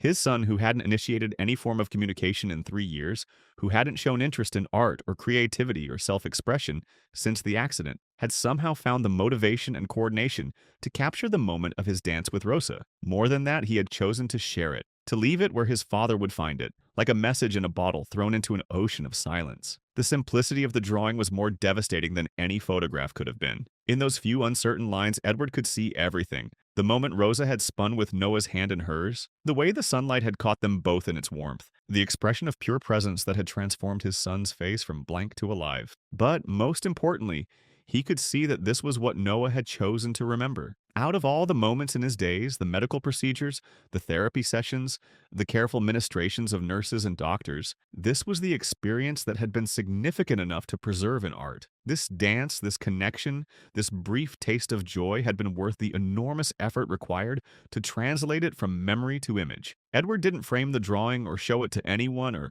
call attention to its existence in any way. Instead, he placed it carefully back on the table exactly where Rosa had left it, understanding instinctively that this gift wasn't meant to be celebrated or analyzed or preserved in any formal way. It was simply meant to be witnessed, acknowledgement that something beautiful had happened and that beauty deserved to be remembered. That evening, as shadows lengthened across the penthouse floor and the city lights began to twinkle in the distance, the napkin remained exactly where Rosa had placed it. It served as proof that somewhere inside Noah's silence, creativity and emotion, and the desire to communicate were still alive, waiting for the right invitation to emerge. Edward sat beside the drawing as the sun set, understanding for the first time that healing wasn't something that could be imposed or purchased or strategically implemented. It was something that grew in the spaces between people, nurtured by patience and trust, and the radical belief that connection was always possible, even when all evidence suggested otherwise. Rosa had given them more than a moment of dancing. She had given them hope that was grounded not in medical possibilities, but in human truth, that every person, no matter how broken they might appear, carried within them an essential spark that could be reached by someone willing to approach them with genuine love. The therapy session that would change everything began exactly as every other session had for the past 18 months. Dr. Sarah Chen, Noah's speech therapist, arrived at the penthouse at precisely 10 Hawaii a.m., her materials organized in a leather portfolio that contained visual aids, communication boards, and assessment forms that had remained largely blank since their work together began. Dr. Chen was competent, kind, and professionally optimistic in the way that comes from years of training and experience. She spoke to Noah in gentle, encouraging tones, offered choices between simple options, and waited patiently for responses that rarely came. Her methods were evidence-based and had proven successful with dozens of other children. The fact that they weren't working with Noah wasn't anyone's fault. It was simply another data point in the complex puzzle of trauma recovery. Edward stood on the other side of the glass partition that separated Noah's therapy room from the hallway, arms crossed in his habitual posture of controlled observation. He had attended hundreds of these sessions over the years, each one following the same predictable pattern: gentle engagement, careful prompting, patient waiting, and ultimately disappointed documentation of minimal progress. Carla, the head nurse who had been with their family since the accident, sat in her usual corner chair, taking notes and occasionally offering supportive comments when Dr. Chen looked in her direction. The dynamic was familiar, professional, and utterly ineffective, but it represented the best that money could buy and medical science could offer. Then the elevator chimed, and Rosa stepped into the therapy room. She moved with her characteristic quiet confidence, carrying a folded scarf in her hands, soft fabric in muted blues and greens that looked worn in the way that suggested sentimental value rather than neglect. She didn't interrupt or announce her presence. She simply stood at the threshold of the room, waiting until Dr. Chen noticed her arrival. There was a moment of hesitation as the therapist tried to process this deviation from their established routine. The cleaning staff didn't usually enter during therapy sessions, and Rosa's presence introduced an element of unpredictability into a carefully controlled environment. But before Dr. Chen could object or ask for clarification, Rosa stepped forward with purposeful intent. Edward leaned closer to the glass, his heart beginning to race as he recognized the signs of another impossible moment about to unfold. Rosa approached Noah's wheelchair without the careful distance that medical professionals maintained. She didn't kneel to his eye level or speak in the artificially animated voice that therapists used. Instead, she simply held up the scarf, letting it dangle and sway like a gentle pendulum, and asked a question that was both simple and revolutionary. "Want to try again?" The words were spoken softly, without pressure or expectation. It wasn't a therapeutic prompt designed to elicit a specific response. It was an invitation, open-ended and genuine, from one person to another. Rosa tilted her head slightly as she spoke, her expression conveying nothing more than mild curiosity about Noah's preferences. The room held its collective breath. Dr. Chen turned slightly, unsure whether to intervene or observe. Carla's pen froze above her notepad as she watched this unprecedented deviation from protocol. Edward's hand pressed against the glass, his vision tunneling until the only thing he could see was his son's face. Noah blinked once, then again. Two slow, deliberate blinks that Edward recognized as the signal they had used in bedtime games years ago, the unmistakable sign for yes. Dr. Chen gasped quietly, the sound escaping before she could contain it. Edward's hand slipped from the glass as his knees threatened to buckle. The magnitude of what had just happened was almost impossible to process. Noah had understood a question, made a conscious choice, and communicated his decision clearly. He had said yes. Rosa didn't cheer or react with visible excitement. She simply smiled, not at Noah but with him, and began to slowly loop the scarf around her fingers. What followed was a demonstration of intuitive therapy that no textbook had ever described, and no certification program had ever taught. Rosa made a gentle game of wrapping the scarf around her hand and then unraveling it, letting the fabric flutter and dance in the air. Each time she allowed the scarf to graze past Noah's fingertips, she paused to see if he would reach for it. There was no pressure, no coaxing, no verbal encouragement, just patient offering of opportunity. After several passes, Noah's hand twitched, not a reflexive movement or an involuntary response, but a deliberate attempt to make contact with the soft fabric. He didn't grab the scarf or make any dramatic gesture, but his fingers moved with unmistakable intention. Rosa acknowledged the movement by letting the scarf rest against his palm for a moment before gently pulling it away and beginning the pattern again. She was following a language that only she and Noah seemed to understand. responding to cues so subtle that they were invisible to everyone else in the room. Dr. Chen stood speechless, her carefully planned session forgotten, as she watched this untrained cleaning woman accomplish what months of professional intervention had failed to achieve. The interaction was completely outside the bounds of established therapeutic protocols, yet it was undeniably effective in ways that defied clinical explanation. Edward remained behind the glass, his body rigid with the effort of containing emotions that threatened to overwhelm his ability to think rationally. For 3 years, he had paid the most qualified professionals in the world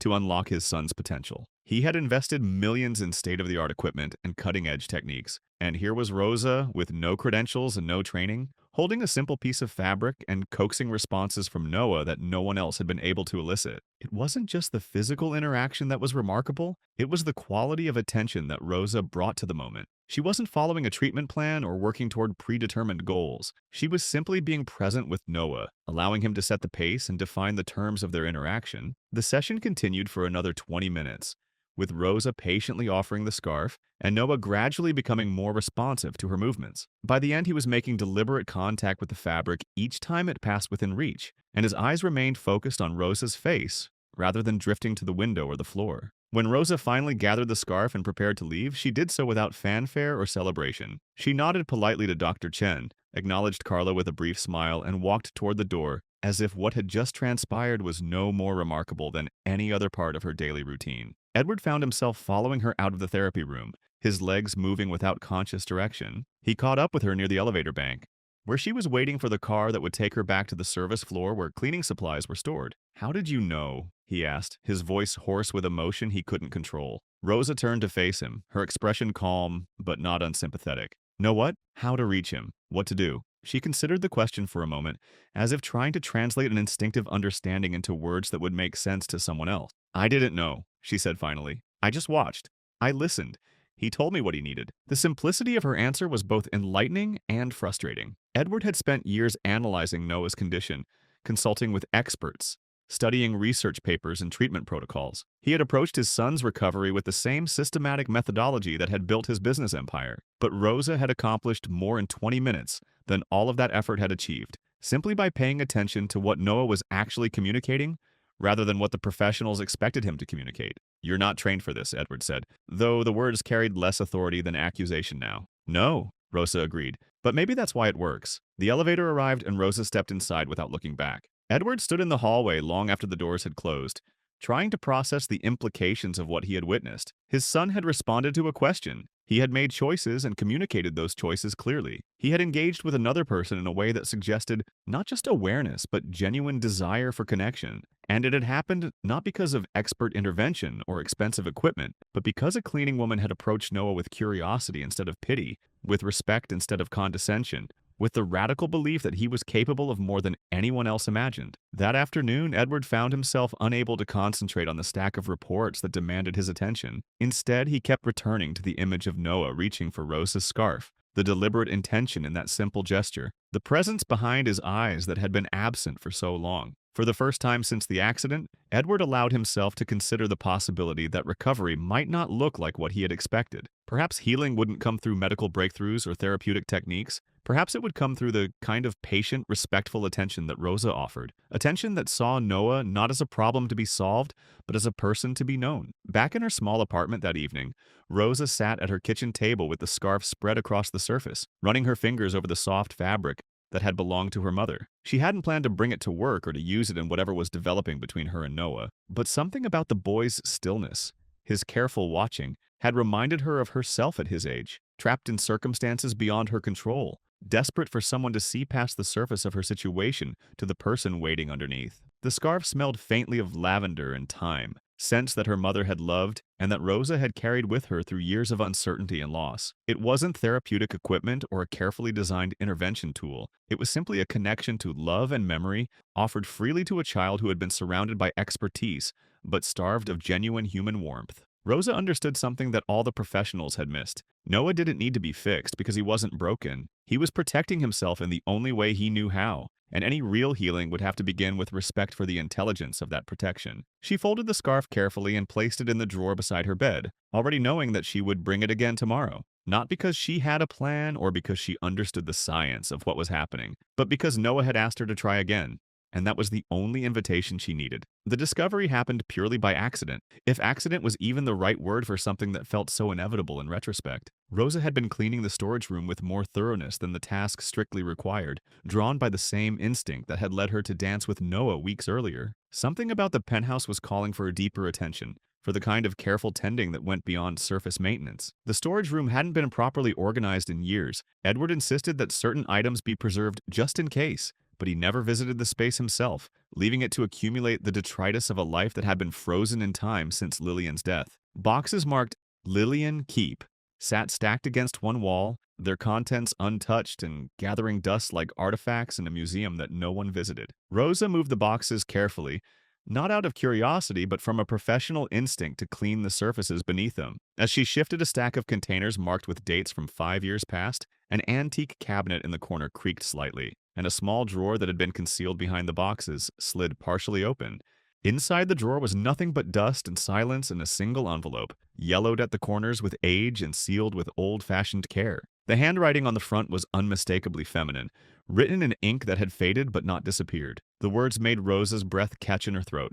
To Edward Grant, only if he forgets how to feel. Rosa stared at the envelope for a long moment, her hands trembling slightly as she held it. This wasn't something she should open, wasn't something meant for her eyes. But the specificity of the inscription suggested that Lillian had anticipated a moment exactly like this one, a time when Edward would need to be reminded of something he had lost or buried beneath the weight of grief and responsibility. She didn't open the letter. She knew that whatever it contained was meant for Edward alone, and her role was simply to ensure that it found its way to him. But holding the envelope, feeling the weight of words that had been waiting years to be discovered, Rosa understood that she was participating in something larger than coincidence. She waited until the house had settled into its evening quiet before approaching Edward's office. He was sitting behind his massive desk, the lights dimmed and his attention focused on documents that clearly weren't holding his interest. When he looked up and saw her standing in the doorway with the envelope in her hands, his expression shifted from mild curiosity to something approaching alarm. "I found something," Rosa said simply, offering no explanation beyond the obvious truth. Edward's eyes fixed on the envelope, and even from across the room, he could see the handwriting that had once filled birthday cards and grocery lists and love notes tucked into his briefcase. His face went pale as Rosa approached, and placed the envelope on his desk with reverent care. "Where?" he asked, his voice hollow. "In storage, behind a drawer labeled Personal." It was sealed. Edward took the envelope with hands that shook despite his efforts to control them. For a long moment he didn't move, just stared at the inscription, as if trying to decode a message written in a language he had forgotten how to read. When he finally opened it, Rosa started to leave, understanding that whatever was inside wasn't meant to be shared. "Stay," Edward said, the word coming out more like a plea than a command. Rosa paused in the doorway, then stepped back inside and closed the door behind her. She remained standing while Edward unfolded the letter with the careful precision of someone handling something infinitely precious and potentially devastating. His eyes scanned the page once, then again, then a third time as his expression unraveled with each reading. The controlled composure that he wore like armor began to crack, revealing something raw and unguarded beneath. "She wrote this 3 days before the crash," he said, his voice barely above a whisper. Rosa said nothing, understanding that her role in this moment was simply to witness whatever needed to be witnessed, to offer the kind of silent support that didn't require words or explanations. Edward's voice faltered as he began to read aloud, the words catching in his throat but carrying the weight of prophecy and love. "If you're reading this, it means you've forgotten how to feel, or maybe you've buried it too deep. Edward, don't try to fix him. He doesn't need solutions. He needs someone who believes he's still in there. Even if he never walks again, even if he never says another word, just believe in who he was, who he still is." The words hit Edward like physical blows, each sentence stripping away another layer of the protective distance he had built around his emotions. His hands trembled as he continued reading, his voice becoming smaller and more broken with each phrase. "His hands need to find the rhythm. Maybe someone will reach him when I'm gone. I hope they do. I hope you let them." Edward didn't try to finish the rest. He folded the paper and bowed his head, his shoulders shaking with the kind of sobs that come from grief too long held in check. It wasn't a quiet cry or a dignified display of emotion. It was raw and unguarded, the sound of a man finally allowing himself to break under the weight of 3 years of carefully controlled pain. Rosa didn't offer comfort through words or platitudes. She simply stepped closer and rested a hand on his shoulder, not as a servant offering consolation to her employer, but as one human being acknowledging another's suffering. Her touch was steady and warm, carrying no agenda other than the simple recognition that no one should have to carry such pain alone. Edward leaned forward, covering his face with both hands as the sobs continued to come in waves. Each one seemed to take something from him, pride, perhaps, or the illusion of control, but what remained looked more human than he had allowed himself to be in years. The grief wasn't just for Lillian, though. Her absence filled every corner of the room like a presence that refused to be ignored. It was for the years he had spent trying to solve Noah's silence instead of simply sitting with him in it. It was for all the ways he had chosen expertise over intuition, protocol over presence, the safety of clinical distance over the terrifying vulnerability of real connection. Rosa didn't move until his breathing began to calm, until the storm of emotion had passed through him and left something quieter in its wake. When he finally looked up at her, his eyes were red and wet, but there was something different in his expression, something that looked like relief. "She would have liked you," he said, his voice hoarse but steady. The words weren't meant as flattery or casual comfort. They carried the weight of recognition, of understanding that had been years in the making. Lillian would have seen in Rosa the same qualities that had drawn her to dance with Noah: the courage to approach another person with genuine care, the wisdom to offer presence instead of solutions, the faith that connection was always possible if you were brave enough to remain open to it. Rosa's response came quietly, without hesitation. "I think she already does." The sentence hung in the air between them, neither mystical nor sentimental, but carrying a truth that transcended rational explanation. In that moment, with Lillian's letter open on the desk, and the weight of her words still echoing in the room, it felt entirely possible that love could reach across the boundaries of life and death, that guidance could come from those who were gone to those who were still struggling to find their way. Edward picked up the letter again and read the final line, this time in a whisper that was more prayer than speech. "Teach him to dance even when I'm gone." Rosa exhaled slowly, her heart tightening as she recognized the words that had been haunting her dreams for weeks. She had felt drawn to Noah's stillness, compelled to offer him movement and music without understanding why. Now she knew. She had been answering a request that had been made before she ever set foot in their home, fulfilling a wish that had been waiting years for the right person to receive it. "I think she already does," Rosa repeated, and this time Edward understood what she meant. Lillian's presence wasn't gone. It had simply taken a different form, working through Rosa's hands and voice and intuitive understanding to reach the son she could no longer hold. Edward folded the letter one final time and placed it in the center of his desk, where it would remain visible, not hidden or stored, but present and acknowledged. For the first time since Lillian's death, he allowed himself to feel her guidance not as a memory to be treasured, but as a living force that could still shape their future. That night, alone in her small apartment, Rosa sat by her window and looked out at the city lights, understanding that she had been part of something larger than employment from the very beginning. She had been called to this family not by coincidence, but by the kind of love that refuses to be contained by death, that finds ways to keep working in the world through willing hearts and open hands. The next morning, she returned to the penthouse early, humming again as she gathered her supplies. But this time, her humming carried a different quality. Not just melody, but prayer. Not just sound, but the echo of a promise being kept by someone who had loved deeply enough to ensure that her love would continue even in her absence. The ribbon had become their shared language, a yellow thread of connection that transformed the sterile therapy room into a space where miracles could unfold quietly, without fanfare or medical documentation. Rosa brought it each morning now, not as equipment or a therapeutic tool, but as an invitation to whatever lay waiting beneath Noah's careful stillness. She had never announced its purpose or explained her methodology to anyone. The ribbon simply appeared in her gentle hands, and Noah's eyes would brighten almost imperceptibly, the only sign he needed to give that he was ready to participate in whatever quiet dance they would create together. "This is just for us," Rosa had told him on the first day she brought the faded yellow fabric, her voice carrying the kind of calm certainty that made promises feel safe. "No pressure, we'll let the ribbon do the work." She looped it loosely around his hand and her own, creating a physical connection that somehow translated into emotional understanding. Then she moved slowly, teaching him to follow motion with motion, not with his legs, never demanding what his body couldn't provide, but with his arms and torso and the subtle sway of his upper body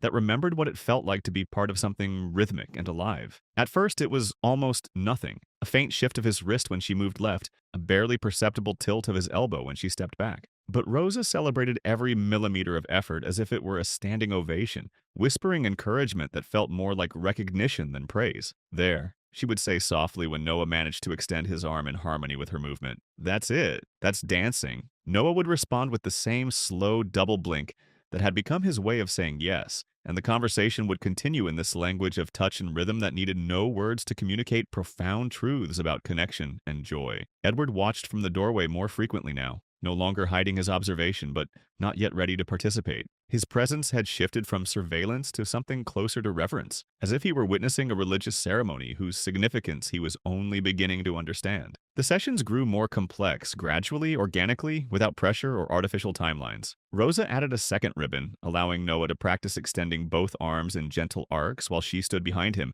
guiding but never forcing. His movements became more fluid, more confident, as if his body was remembering a language it had spoken fluently before trauma taught it to be silent. And Noah was responding in ways that transcended the physical. He no longer looked away when Rosa spoke to him. His eyes stayed focused on hers, not always, but more often. And there was something behind them now that looked unmistakably like anticipation. He was beginning to expect their sessions, to prepare for them in ways that suggested he was thinking about dancing even when the ribbons weren't present. "You're not following," Rosa told him one afternoon, smiling as she watched him lift his arm slightly before she had even begun to move. "You're leading." Noah didn't smile in return, not yet, not quite, but the corners of his mouth twitched in what might have been the beginning of one. The response was so subtle that anyone else might have missed it, but Rosa saw it and understood its significance. Somewhere inside his careful stillness, joy was stirring to life again. Edward began to notice changes in himself as well. He no longer stood with his arms crossed during these sessions. His shoulders weren't as rigid, and he found himself unconsciously swaying slightly to rhythms that Rosa created with her movements. The careful distance he had maintained from anything that might threaten his emotional equilibrium was dissolving, replaced by something that felt dangerously close to hope. He had built his entire life around strategy and control, around the belief that every problem could be solved through sufficient analysis and resources. But what Rosa was creating with Noah couldn't be replicated in a laboratory or measured in clinical assessments. It existed in the space between two people who had chosen to trust each other, and it grew stronger each day not because of any technique but because of the simple, radical decision to approach another human being with genuine care. Rosa never asked Edward to join their sessions. She understood that invitation had to come from readiness, not expectation, and that forcing participation would destroy the delicate ecosystem of trust they had spent weeks building. But she left space for him in their rhythm, a gap in their circle that remained open in case he ever chose to step into it. Then came the afternoon that changed everything. The moment when possibility transformed into reality in ways that no one could have anticipated.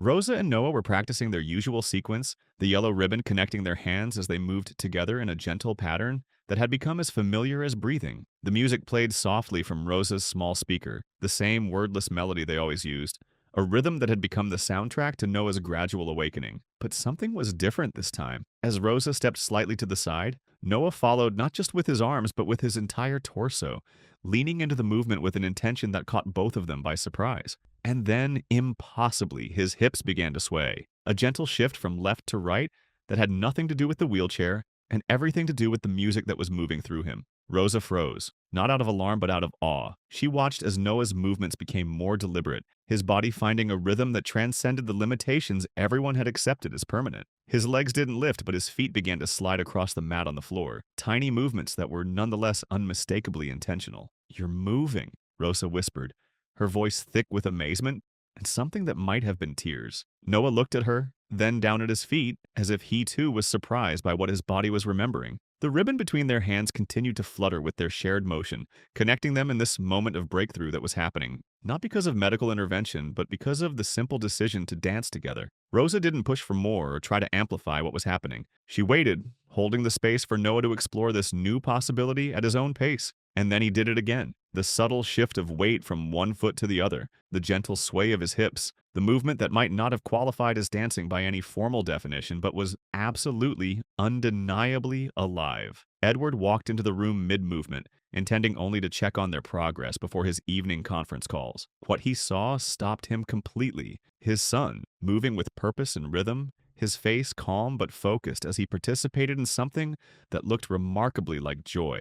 Edward's mind tried to analyze what he was witnessing, to find medical explanations for movement that every specialist had declared impossible. But his heart knew better. This wasn't about muscle reflexes or neurological recovery. This was about Noah choosing to engage with the world again, choosing to trust that movement could be safe and that rhythm could be a bridge back to life. The profound moment broke something open inside Edward, some carefully guarded door that grief had welded shut. Watching his son dance, seeing the subtle smile that was beginning to transform Noah's face, Edward felt his own body responding to the music for the first time in years. He found himself stepping forward, his shoes forgotten as his bare feet found the rhythm that Rosa and Noah had created. The movement felt awkward at first, unfamiliar after years of rigid control, but gradually his body remembered what it felt like to sway without purpose, other than the simple pleasure of motion. Rosa saw him approach and smiled, extending the second end of the ribbon in an invitation that required no words. Edward took it with hands that trembled slightly, not from nervousness, but from the magnitude of what was happening. For the first time since Lillian's death, the three of them were connected,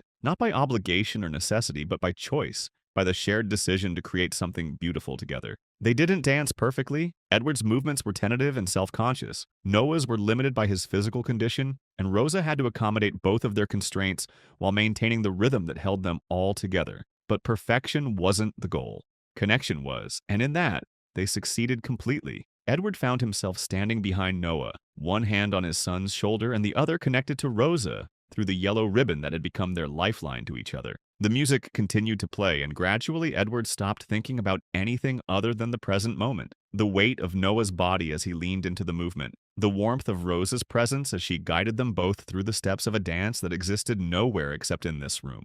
Between these three people who had found each other across the boundaries of loss and hope, for the first time since Lillian's death, Edward felt himself surrender to something larger than his own will. His mind didn't analyze or strategize or attempt to control the outcome. He simply moved with his son and the woman who had somehow become essential to their healing, following a rhythm that seemed to emerge from some deep place of memory and love. When the music finally faded, they continued swaying for a few moments more, reluctant to break the spell that had transformed their broken family into something that felt almost whole again. Edward slowly released the ribbon, kneeling to face Noah directly, his hands resting gently on his son's knees. "Thank you," he said, his voice low and cracking with emotion he no longer tried to hide. Noah didn't speak, but his eyes met his father's and held them, the first sustained eye contact they had shared since the accident. In that gaze, Edward saw not the broken child he had been trying to fix, but the complete person his son had always been, waiting patiently for someone to see him as whole rather than damaged. Rosa stepped back quietly, giving them space for this moment of reconnection while carefully folding the ribbon that had facilitated their miracle. She didn't need to say anything or document what had happened, or call attention to the significance of what they had accomplished together. The dance itself was enough, proof that healing was possible when approached with patience, respect, and the radical belief that every person deserved to experience joy. Rosa had always known there were gaps in her family history, spaces where information should have been but wasn't, questions that her mother deflected with the gentle skill of someone who had practiced avoiding difficult truths. Growing up, Rosa had accepted these silences as part of the immigrant experience. Stories lost in translation, memories too painful to share, a past that belonged to another country and another life. But the charity gala in the penthouse ballroom changed everything. It was an annual event that Edward had maintained more out of obligation than enthusiasm, a gathering of donors and dignitaries who supported children's medical research. Rosa hadn't planned to attend. She had no reason to be there and even less desire to navigate the complex social dynamics of Manhattan's elite. But Carla had insisted she take a break from her work and spend a few minutes observing the evening's festivities. "It's for the children," Carla had said with a half-joking smile. "You qualify now." So Rosa had put on her simplest navy dress and positioned herself near the catering staff, content to watch from the margins as champagne glasses clinked and conversation flowed around topics she couldn't pretend to understand. The evening passed uneventfully until a prominent donor unveiled a large commemorative display, a black and white photograph from the early 1980s blown up and mounted in an elegant frame. The image showed Edward's father, Harold Grant, shaking hands with a young woman who appeared to be receiving some kind of recognition or award. She was slender and dark-skinned, with thick curls and high cheekbones that created a face of striking beauty and intelligence. Something about her expression, confident but reserved, pleased but slightly guarded, caught Rosa's attention and held it. Then Rosa read the small plaque beneath the photograph, and her world tilted on its axis. Harold Grant, 1983, Education Initiative, Brazil. Rosa's heart stopped. Her mother had been in Brazil in 1983, working as a translator for educational programs that brought American funding to underserved communities. She had spoken of those years often, of the man with pale blue eyes who had appreciated her work, who had treated her with respect, when others saw only another local employee who had possessed what she called important hands and dangerous kindness. But her mother had never mentioned the man's name. She had never explained why she returned to the United States pregnant and alone, or why she had always deflected Rosa's questions about her father with vague references to complications and different worlds that couldn't meet. Rosa stared at the photograph until her vision blurred, seeing in the young woman's face an older version of her own features, recognizing in her posture the same careful dignity that Rosa had inherited without understanding its source. The resemblance was too strong to be coincidental, too specific to be explained away by wishful thinking or imagination. She left the gala early, slipping away from the ballroom with her heart pounding and her mind racing through memories that suddenly carried new significance. Her mother's stories about the American businessmen who had changed her life, the way she had always spoken of the United States as if it were a place she had been meant to find, the sadness that would sometimes cross her face when Rosa asked about family, about connections, about the people they had left behind. That night, Rosa couldn't sleep. She sat by her window looking out at the city lights and trying to process the possibility that her employment in the Grant penthouse hadn't been coincidence, but some form of destiny. That she had been drawn to Noah and Edward not by chance, but by blood ties she had never known existed. The questions multiplied in her mind like ripples in still water. If Harold Grant was her father, then Edward was her half-brother. Noah was her nephew. The family she had been helping to heal was her own family, connected by secrets that had been buried for decades. But suspicion wasn't proof, and Rosa had learned early in life not to build hope on speculation. If she was going to pursue this possibility, she needed evidence, something concrete that could confirm or dismiss the growing certainty in her heart. She waited 3 days before returning to the storage room, using her cleaning duties as cover for a more thorough exploration of the penthouse's hidden history. She moved carefully through the boxes and cabinets, not searching randomly but following the same intuition that had led her to dance with Noah, the sense that important truths were waiting to be discovered by someone patient enough to look for them. It took almost an hour of careful searching before she found what she was looking for, a plain envelope tucked behind a row of encyclopedias that appeared to have been undisturbed for years. Her fingers went cold as she pulled it free and read the careful handwriting on the front. "For my other daughter."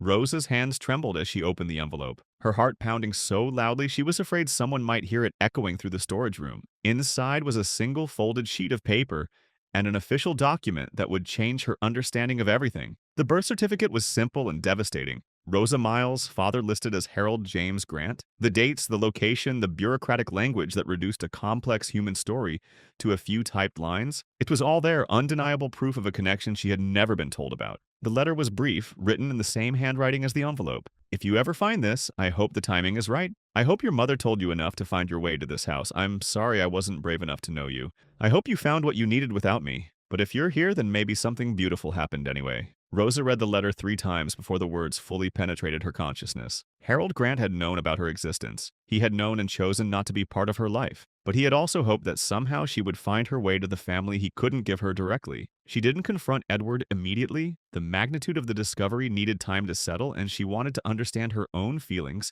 before attempting to explain them to someone else. She continued her work in the penthouse for several more days, but everything felt different now. The spaces she cleaned, the people she interacted with, the quiet moments she shared with Noah all carried new weight and significance. Edward was her half-brother. The realization should have changed how she felt about their relationship, should have made their interactions more complicated or more meaningful. But what surprised Rosa was how little it changed the essential truth of what they had built together. She had come to care for Noah and Edward not because of any genetic connection, but because they were people who needed what she could offer. Blood relationship didn't diminish that care. It simply provided context for why the connection had felt so natural from the beginning. When she finally decided to share her discovery, Rosa chose to do it simply and directly, without drama or elaborate revelation. She found Edward in his study one evening, sitting with the letter from Lillian still visible on his desk, a glass of scotch untouched beside him. "I think you should see this," she said quietly, offering him the envelope she had found. Edward took it with the careful attention he had learned to give to anything Rosa brought him. When he read the name on the front,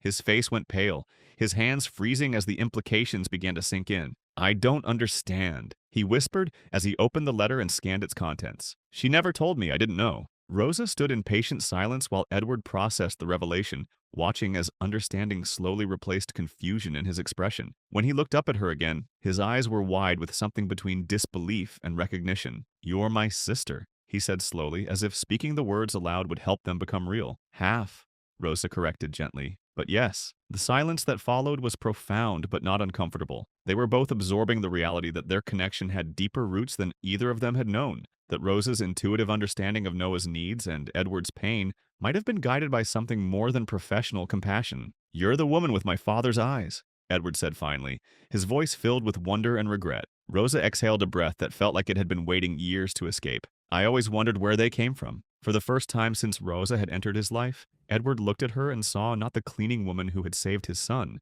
but the sister he had never known he had, the daughter Harold Grant had acknowledged in private but never claimed in public, the family member who had found her way home through service rather than inheritance. The discovery explained so much: why Rosa had seemed to understand the house and its rhythms so quickly, why her presence had felt necessary rather than merely helpful, why her connection to Noah had transcended the usual boundaries between caregiver and patient. She hadn't been a stranger offering assistance to a broken family. She had been family herself, answering a call that had been waiting decades to be heard. Edward couldn't sleep that night. The envelope containing proof of Rosa's identity sat on his desk like evidence of a reality he wasn't prepared to accept, challenging everything he thought he understood about coincidence, family, and the forces that had brought them together. He found Rosa the next morning in Noah's room, going through her usual routine of gentle cleaning, while humming melodies that now carried new significance. When she looked up and saw him standing in the doorway, something in his expression made her pause mid-motion, her hand stilling on the cloth she had been using to dust the windowsill. "Rosa,"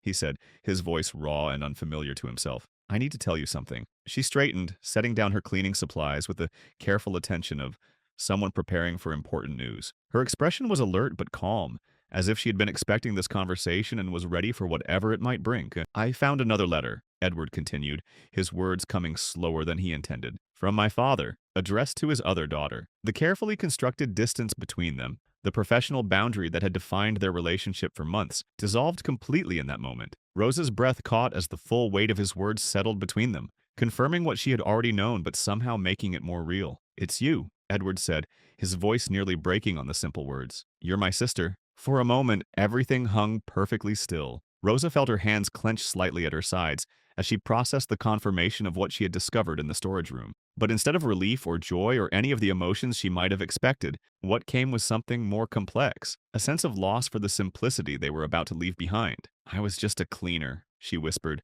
the words emerging without conscious thought. "I didn't mean to clean your history." The sentence landed like a blow that neither of them knew how to absorb. It carried the weight of everything that was about to change: the innocence of their connection, the purity of Rosa's motivations, the belief that what they had built together was based on choice rather than obligation. Rosa turned and left without another word, walking out of the room, out of the penthouse, out of the life they had been building together with such careful patience. Edward didn't follow her. He couldn't. He watched her disappear down the hallway, carrying with her not just the revelation of their shared blood, but the fear that everything meaningful between them had been based on secrets neither of them had chosen to keep. The next few days passed in a silence that was different from any they had experienced before. It wasn't the peaceful quiet of healing or the comfortable rhythm of work being done well. It was the hollow absence left behind when something essential had been removed from a carefully balanced system. Noah regressed almost immediately. Not dramatically or completely, but enough to remind Edward how fragile their progress had been. The small movements that had begun to return to his son's body became stilted again. The humming that had started to fill their rooms faded back into silence. The light that had begun to return to Noah's eyes dimmed, as if he understood that the person who had called him back to life was no longer there to maintain the connection. Edward tried to continue the routines that Rosa had established. He brought the yellow ribbon to Noah's room and attempted to recreate the gentle movements they had shared, but his efforts felt mechanical and forced. Without Rosa's intuitive understanding of rhythm and patience, the exercises became empty gestures that seemed to highlight their loss rather than bridge it. He considered calling Rosa more than once, his phone in his hand and her number displayed on the screen. But what could he say? How do you ask someone to return to a relationship that had been fundamentally altered by truths neither of you had been prepared to face? How do you explain that the family secret you had never known existed had somehow made everything feel less authentic rather than more meaningful? Dr. Chen returned for Noah's scheduled therapy session and immediately noticed the change in his responsiveness. The small victories they had achieved during Rosa's time with them seemed to have evaporated, leaving behind a child who was once again locked in the protective silence that had defined him for years. "Has there been any change in his routine?" Dr. Chen asked, her professional concern evident as she documented Noah's regression. "Any disruption to his environment or care?" Edward couldn't bring himself to explain what had happened. The truth was too complex, too charged with emotions he didn't understand, and too private to share with someone who would inevitably try to analyze it through the lens of psychological theory. "Some staffing changes," he said vaguely, the words feeling like betrayal even as he spoke them. Carla noticed the difference too. though she was too diplomatic to comment directly on Rosa's absence. Instead, she mentioned practical concerns, the way Noah's eating had decreased again, how his sleep patterns seemed more disrupted, the return of the blank stare that they had all hoped was disappearing permanently. "He's asking for her," Carla said one afternoon, her voice gentle but pointed. "Not in words, but in the way he looks toward the door. He's waiting for someone who isn't coming." Edward felt the accusation in her words, even though Carla had offered it as observation rather than judgment. Noah was waiting for Rosa, and Edward was the reason she wasn't there. Not because he had sent her away in anger, but because he had allowed the revelation of their blood relationship to poison something that had been pure and healing. On the fourth day of Rosa's absence, Edward sat beside Noah's wheelchair in the evening light, watching his son stare out the window with the same vacant expression that had characterized the 3 years before Rosa's arrival. The progress they had made, the movement, the connection, the small miracles of engagement, felt like a dream that was fading with each passing hour. "I don't know what to do," Edward confessed aloud, speaking to his silent son as if Noah might offer guidance or absolution. "I don't know how to move forward without her." Noah didn't answer, of course, but something in his posture, the slight turn of his head, the way his fingers curved inward, suggested that he was listening, that he understood the loss they were both experiencing. That night, Edward found himself in Rosa's former workspace, standing among the cleaning supplies and equipment that had been her domain for months. Everything was organized with the same careful attention to detail she had brought to every aspect of her work. But the space felt abandoned, waiting for someone who might never return. He picked up the small speaker she had used to play music during her sessions with Noah, turning it over in his hands like an artifact from a civilization that had disappeared without explanation. The device held memories of melodies that had filled their home with life, rhythms that had called his son back from silence, and taught a grieving father how to dance again. Edward understood with the clarity that comes from loss that what Rosa had given them wasn't diminished by the revelation of their family connection. If anything, it was more remarkable. She had offered them healing, not because she was obligated to by blood or employment, but because she had seen need and chosen to respond to it with everything she had to give. The love she had shown Noah, the patience she had offered Edward, the quiet revolution she had brought to their lives, none of that became less meaningful because they shared a father. It became more precious, more rare, more worthy of protection and gratitude. But understanding that truth and knowing how to act on it were entirely different challenges. Edward had built his life around control and certainty, around the belief that relationships could be managed like business deals if you understood the terms and conditions clearly enough. The discovery that Rosa was his sister had shattered that illusion, revealing that the most important connections in life often developed in spite of our planning, rather than because of it. As he stood alone in the space that Rosa had made sacred through her presence, Edward realized that he had a choice to make. He could allow the complexity of their relationship to paralyze him, could hide behind the confusion and uncertainty that the revelation had created. Or he could do what Rosa had taught him through her example, approach the situation with honesty and humility, trusting that truth shared with love was always better than silence maintained out of fear. The question was whether Rosa would be willing to hear what he needed to say, and whether the family they had discovered was strong enough to survive the shock of its own existence. Rosa's absence stretched into its 5th day before Edward understood that waiting for the right words or the perfect moment was just another form of the paralysis that had governed his life since Lillian's death. Some conversations couldn't be planned or controlled. They could only be entered with courage and the hope that truth would find its own path to understanding. He found Rosa in the small garden behind her apartment building, sitting on a bench with a book in her lap that she clearly wasn't reading. The afternoon light caught the highlights in her dark hair, and Edward was struck by how much she resembled the young woman in his father's photograph. The same combination of strength and vulnerability, the same careful dignity that suggested depths he was only beginning to understand. She looked up when she heard his footsteps on the gravel path, her expression neither surprised nor welcoming, but not hostile either. It was the face of someone who had been expecting this conversation and had prepared herself for whatever it might bring. "I want you to stay," Edward said without preamble, abandoning the careful speech he had rehearsed during the drive to her apartment. "Not just as a cleaner, not even just as what you've become to Noah. I mean stay permanently as part of this, as family." Rosa closed her book and set it aside, her movements deliberate and calm. "I don't know what to say," she admitted. "You don't need to answer now," Edward replied, sitting on the opposite end of the bench without asking permission. "I just want you to know that this place, our home, feels different when you're in it. Alive. And not just for Noah, for me too." They sat in silence for several minutes, watching the afternoon shadows lengthen across the small garden. Edward felt the familiar urge to fill the quiet with explanations or justifications, but Rosa's presence had taught him that some truths needed space to breathe before they could be properly understood. There's something I need to understand first, Rosa said eventually, her voice soft but certain, before I can say yes. Edward nodded, prepared for questions about logistics or boundaries, or the complex dynamics of their newly revealed relationship. But Rosa's concern was simpler and more fundamental than he had anticipated. I don't know yet, she said, but I will. That evening, the penthouse hosted the charity gala that would become a turning point in ways none of them could have predicted. Edward moved through the gathering with the practiced ease of someone who had attended hundreds of similar events, making conversations with donors and dignitaries, while his mind remained focused on the empty space where Rosa should have been. She arrived near the end of the evening, dressed simply but elegantly, standing at the edge of the ballroom like someone who belonged there but chose to observe rather than participate. Edward caught sight of her from across the room and felt something in his chest loosen. Not relief exactly, but the first suggestion that healing might still be possible. Rosa made her way through the crowd with quiet purpose, drawn by the same commemorative display that had first revealed the truth about her parentage. The photograph of Harold Grant and the young woman from Brazil seemed to glow under the gallery lights, demanding attention from anyone who looked closely enough to see the connections it contained.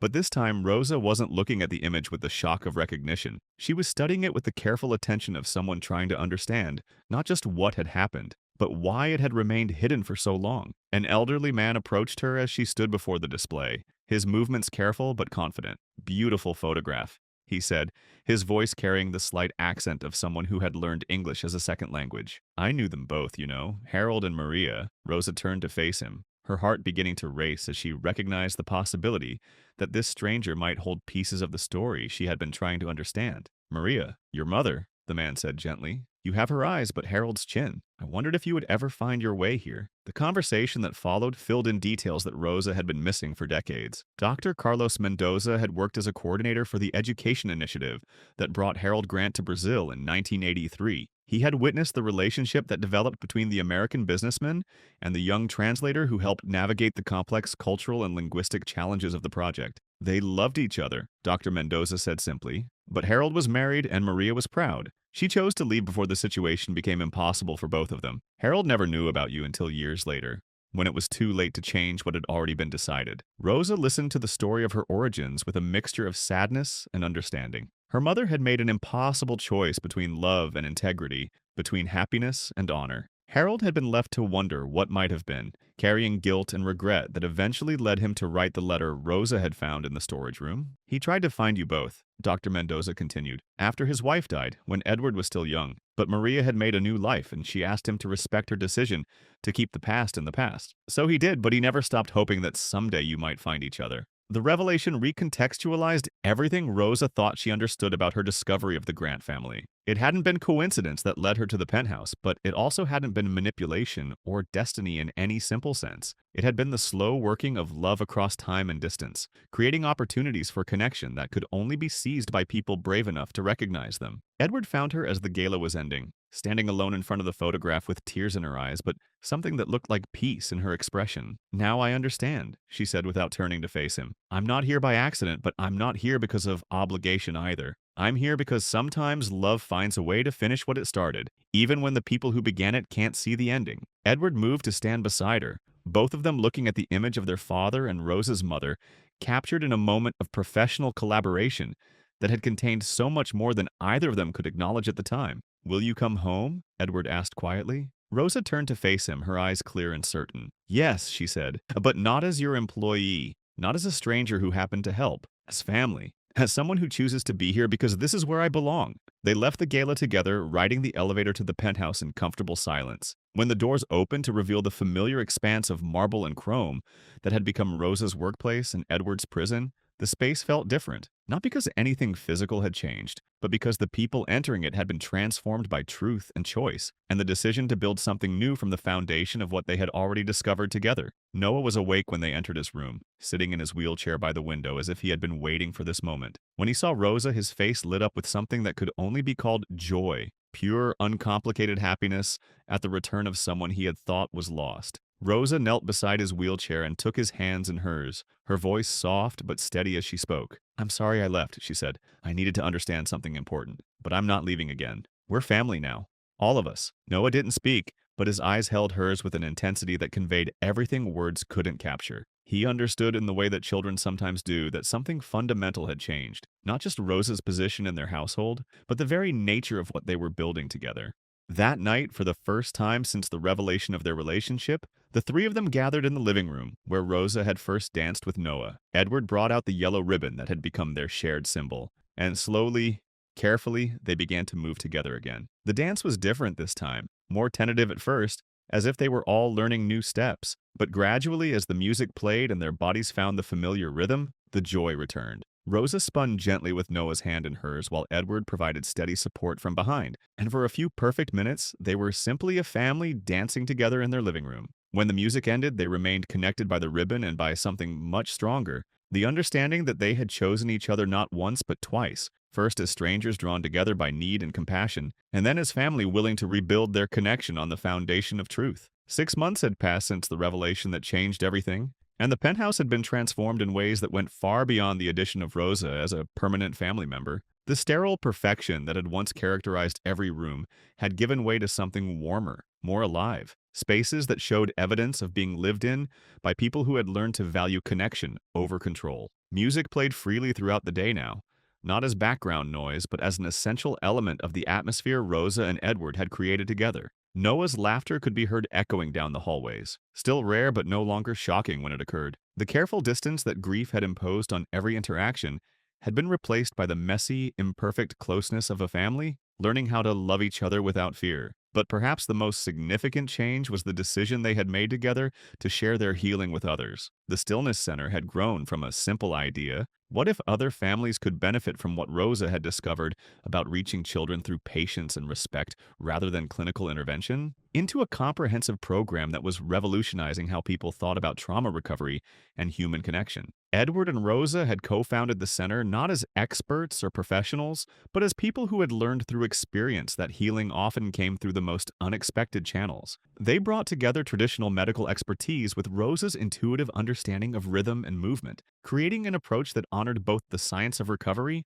and the art of being present with another person's pain. The program wasn't about curing or fixing anything. It was about creating spaces where children and families could explore what connection felt like when it wasn't filtered through diagnostic criteria or treatment goals. Rosa trained volunteers in the patient observation she had used with Noah, how to watch for the small signals that indicated readiness for interaction, how to offer invitation without pressure, how to follow rather than lead in the delicate dance of trust building. On the day of the center's public launch, the penthouse had been carefully transformed to serve as both a demonstration space and a celebration venue. The grand hallway that had once been a cold corridor of silence was cleared to create a performance area, with folding chairs arranged on either side for parents, doctors, and the curious observers who had come to witness something they had been told was impossible. Edward stood at one end of the improvised stage, wearing a simple button-down shirt with the sleeves rolled up, looking more like a nervous father than a billionaire CEO. Rosa was beside him in a flowing dress that allowed for easy movement, her hands never straying far from Noah, who sat in his wheelchair with an expression of calm anticipation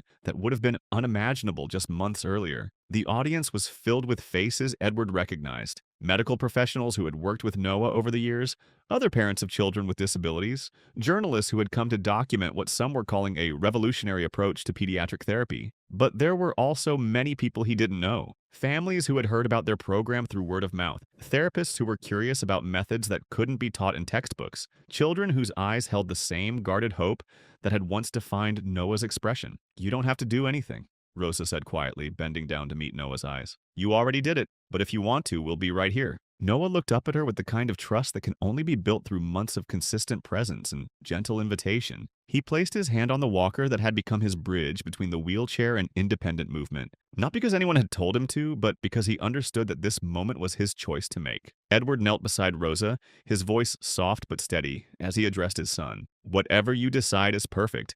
We're proud of you no matter what." The room fell silent as Noah gripped the walker with both hands and slowly, deliberately rose to his feet. The movement wasn't smooth or effortless. His legs trembled with the effort, and his face showed the concentration required to coordinate muscles that had been dormant for years. But it was unmistakably intentional, a choice made not from obligation, but from the desire to share something beautiful with people who had gathered to witness it. His first step was careful, more of a controlled lean than actual movement. The second was more confident, By the third, he had found his rhythm, the same careful, purposeful pace that had characterized all of his healing. When he reached the center of the improvised stage, he stopped, straightened as much as his condition allowed, and offered a small bow that carried more dignity than any formal gesture Edward had ever witnessed. The applause was immediate and overwhelming, but Noah seemed to expect it rather than be surprised by it. He had learned, through months of gentle encouragement, that his efforts to connect with the world were worthy of celebration, that his courage to move beyond the protective silence of trauma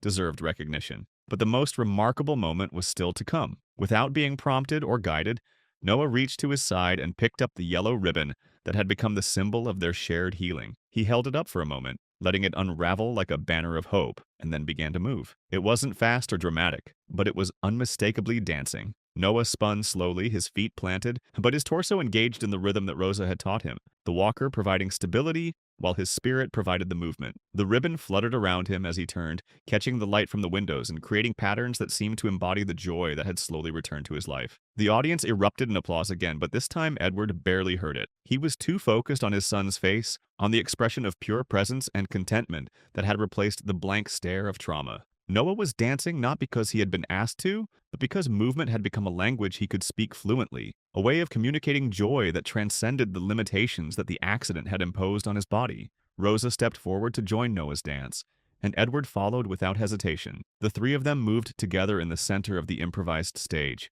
their movements simple but profound, their connection visible to everyone who watched. They weren't performing for the audience. They were simply sharing what they had discovered together. The truth that healing was possible when it was approached with patience, respect, and the radical belief that every person deserved to experience joy. Around them, something remarkable began to happen. Children in the audience started clapping in time with the music, their bodies instinctively responding to the rhythm that filled the space. Parents reached for each other's hands, creating their own small connections across the rows of chairs. Several people began moving in their seats, swaying gently as if they too were being invited into the dance that had started with 3 people and was now expanding to include everyone present. What had begun as a demonstration of one family's healing became a celebration of the universal human capacity for connection and renewal. The rigid boundaries between performer and audience, between those who needed healing and those who offered it, dissolved into something more fluid and inclusive, a community of people who had chosen to believe that movement was possible even when everything seemed still. When the music finally faded, the 3 of them remained connected at the center of the stage, their breathing synchronized, and their faces glowing with the satisfaction of having shared something true and beautiful. The applause continued, but it felt different now. Not just appreciation for what they had witnessed, but recognition of what they had all participated in. Edward looked out at the faces surrounding them and saw the same transformation he had experienced in his own life reflected in dozens of expressions. People who had arrived skeptical or curious were leaving convinced that they had witnessed something that would change how they thought about healing, about family, about the possibilities that existed when people approached each other with genuine care. But the most profound change was in Edward himself. As he stood with his arm around Noah's shoulders and Rosa's hand in his, he felt the final pieces of the grief that had defined him for years shift into something else. Not disappearance, but integration. Not forgetting, but remembering with love instead of pain. She would be so proud, he whispered, speaking to Noah but meaning it for all of them. Rosa nodded, understanding that he was referring not just to Lillian, but to his mother as well, to Harold, to all the people who had loved them enough to create the circumstances that brought them together. I think she already is, Rosa replied, and this time Edward knew she was right. The evening that followed was filled with conversations that would lead to partnerships, funding opportunities, and the gradual expansion of their program to other cities and other families. But what mattered most to Edward was the quiet moment when they returned to the penthouse after the last guest had left, when the 3 of them sat together in the living room, where it had all begun, and simply appreciated the silence that no longer felt empty but full. Noah hummed softly as he settled into his wheelchair, the same melody that Rosa had first played months earlier. Edward found himself humming along, his voice joining with theirs in a harmony that wasn't perfect, but was perfectly theirs. And Rosa, listening to the 2 men she had learned to love as family, understood that they had created something that transcended the individual healing they had each needed. They had become proof that sometimes the most profound transformations happen not through grand gestures or expensive interventions, but through the simple decision to see another person as worthy of patience, respect, and unconditional love. 2 years later, the Stillness Center had expanded beyond anything Edward and Rosa had initially imagined. What began as a single program in a converted penthouse had grown into a network of centers across 3 countries, each one staffed by people who had learned that healing often came through the most unexpected channels. The methodology they had developed, if it could even be called methodology, wasn't something that could be easily replicated or mass-produced. It required individuals who were willing to approach each child as a complete person rather than a collection of symptoms, who understood that breakthrough moments often looked like nothing more than a blink or a twitch to untrained eyes, who had the patience to build trust one gentle interaction at a time. Rosa had become the center's director of training, though her title barely captured the scope of what she did. She traveled regularly to new locations, teaching volunteers and professionals how to recognize the subtle languages that children used when words weren't available, how to offer invitation without pressure, how to create spaces where healing could unfold organically rather than being imposed from outside. Edward had restructured his business interests to focus primarily on funding the center's expansion and researching new approaches to trauma recovery. Grant Technologies still thrived under the leadership of executives he trusted, but his attention had shifted to work that felt more essential, creating opportunities for other families to discover what his family had found through Rosa's presence. And Noah had become something none of them had expected, a teacher, not in any formal sense, but in the way that his story inspired other children and families to believe that change was possible even when all evidence suggested otherwise. He spoke now, though sparingly, and his words carried the weight of someone who had chosen silence and then chosen to break it. When he told other children that healing was worth the effort it required, they believed him in ways they might not believe adults who had never experienced their particular form of brokenness. On the second anniversary of the center's founding, they gathered once again in the penthouse living room where the first dance had taken place. The space looked different now, warmer, more lived in, filled with photographs and artwork created by children who had passed through their program. But the essential elements remained the same. The open floor where movement was always possible, the windows that let in light and music, the sense that this was a place where miracles could unfold quietly without fanfare or dramatic announcement. Noah, now 11, had grown taller and stronger, though he still used his wheelchair for longer distances and his walker for the careful steps that had become his signature form of dancing. His face had lost the guarded blankness that trauma had imposed, replaced by the alert curiosity of a child who had learned that the world could be trusted to offer beauty as well as pain. Rosa had changed too, though the transformation was subtler. She moved through the world with the confidence of someone who had discovered her purpose and chosen to embrace it fully. The careful reserve that had characterized her first months in the penthouse had given way to something more open, more willing to claim space and voice opinions and believe that her perspective mattered. But perhaps the most dramatic change was in Edward. The rigid control that had once governed every aspect of his life had been replaced by something more flexible, more responsive to the unexpected opportunities that each day might bring. He laughed more, worried less,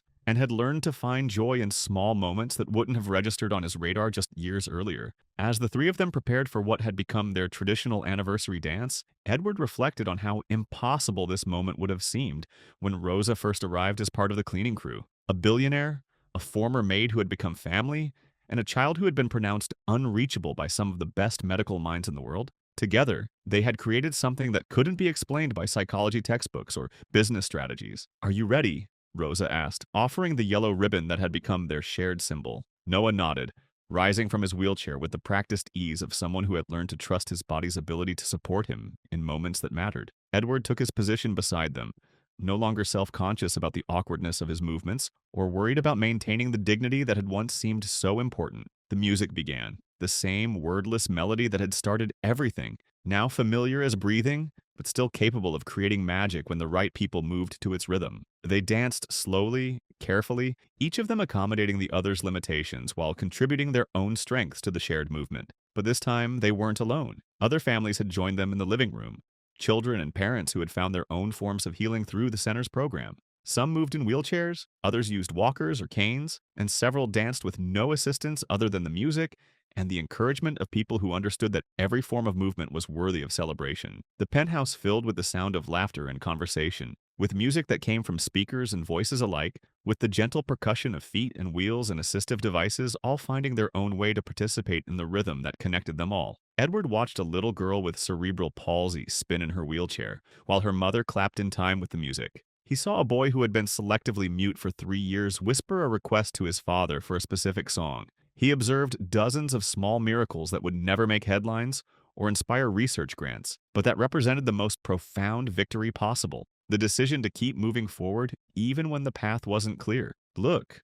Rosa said softly, gesturing toward Noah, who had begun to hum along with the music while he danced. But Noah wasn't just humming for himself. He had begun to teach the melody to a younger child who was visiting the center for the first time, patiently repeating the phrases until the other boy could follow along. The two of them moved together, Noah providing gentle guidance while the younger child discovered that his body could create rhythm and beauty.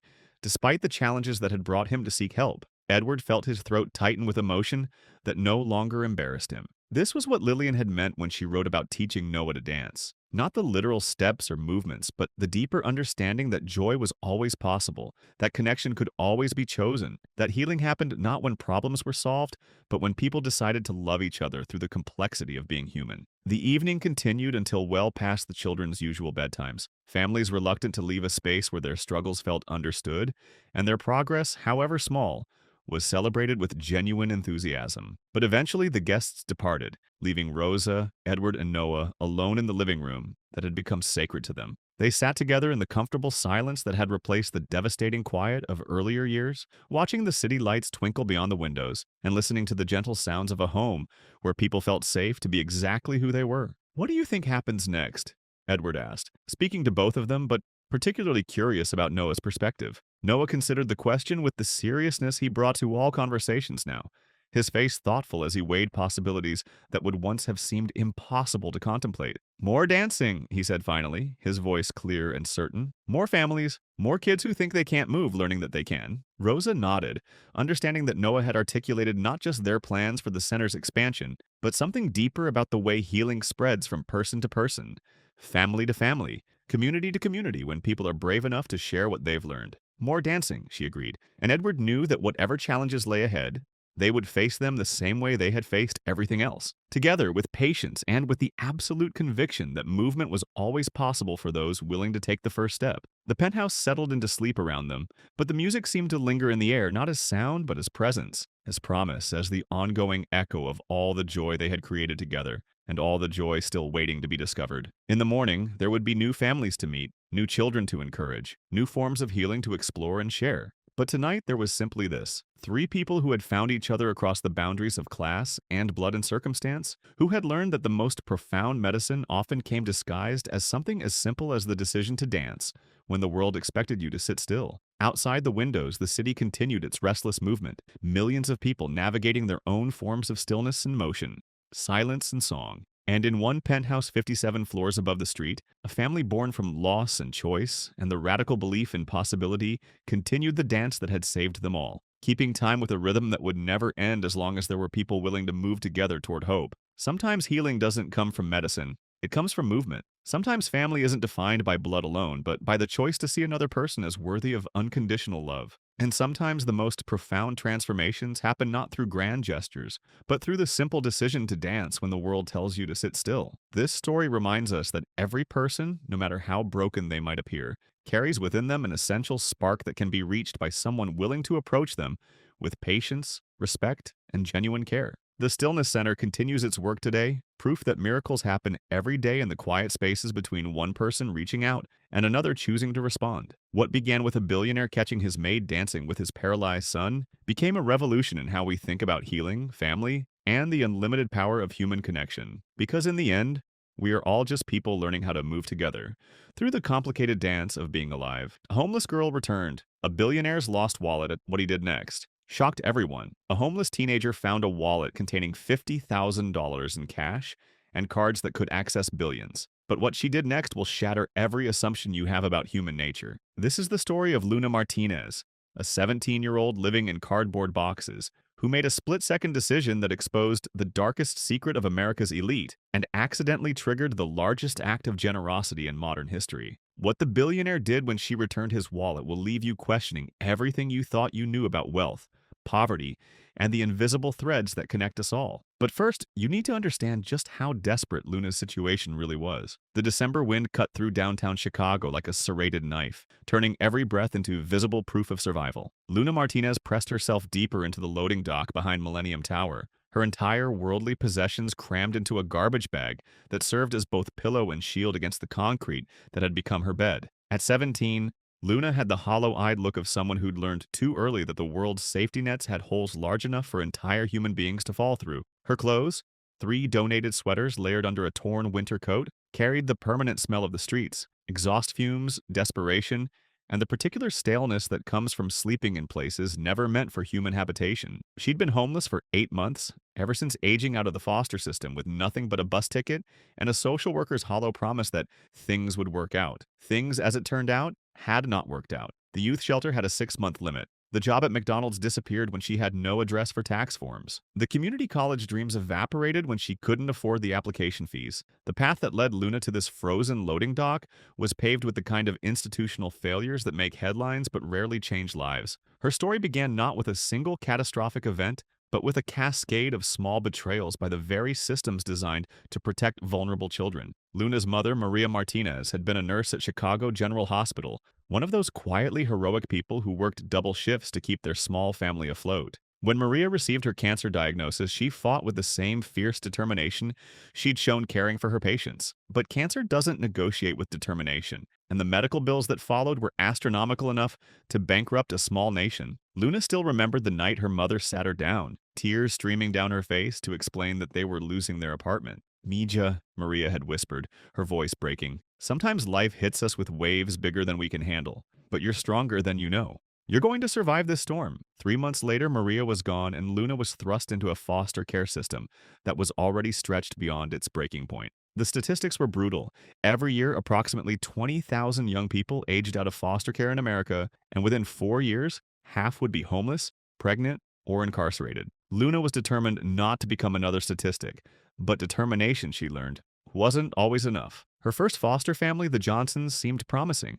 They lived in a suburban house with a yard and spoke about giving Luna stability and opportunity. But within weeks, it became clear that their primary interest was the monthly stipend that came with housing a foster child. Luna slept on a mattress in the basement, ate different meals from the family, and was expected to provide unpaid childcare for their biological children. When she reported the conditions to her caseworker, she was moved to another home, then another. Each placement brought new disappointments, new forms of neglect or abuse, new reasons to believe that the system saw her as a problem to be managed rather than a person to be protected. The final placement was with the Hendersons, a couple who ran what Luna later realized was essentially a group home disguised as a family. They housed 6 foster children in a 3-bedroom house, collected the stipends, and provided minimal supervision or care. It was there that Luna learned the most important lesson of her adolescence. She could only depend on herself. When she aged out at 17, Luna was handed a bus ticket, a garbage bag containing her few possessions, and a pamphlet about transitional services that existed mostly on paper. She found herself in downtown Chicago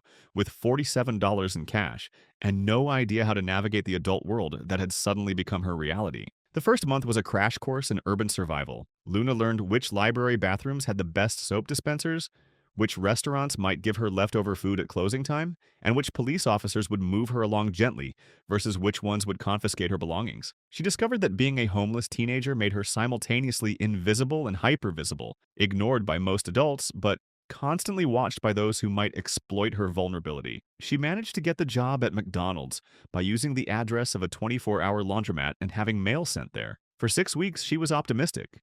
She was earning money, had a routine, and was slowly saving enough to afford a security deposit on a room somewhere. But when the manager needed her actual address for tax paperwork, the carefully constructed lie collapsed. Without a permanent address, she couldn't keep the job. Without the job, she couldn't afford an address. The youth shelter provided temporary relief, but their 6-month limit meant she was eventually back on the streets. The waiting lists for affordable housing were years long. The requirements for most assistance programs seemed designed to exclude people in her exact situation. Too old for children's services, too young for adult programs, too poor to afford the documents required to prove her poverty. By December, Luna had developed the kind of street wisdom that comes from necessity. She knew which buildings had unlocked stairwells, which construction sites had temporary heating, and which hospital emergency rooms would let her sit for hours without asking questions. She'd learned to make herself small and quiet, to avoid eye contact with police officers, and to recognize the predatory looks of men who saw homeless teenage girls as easy targets. But no amount of street wisdom could prepare her for the Chicago winter. The cold wasn't just uncomfortable, it was life-threatening. Luna had already had 2 close calls with hypothermia, and she knew that her luck was running out.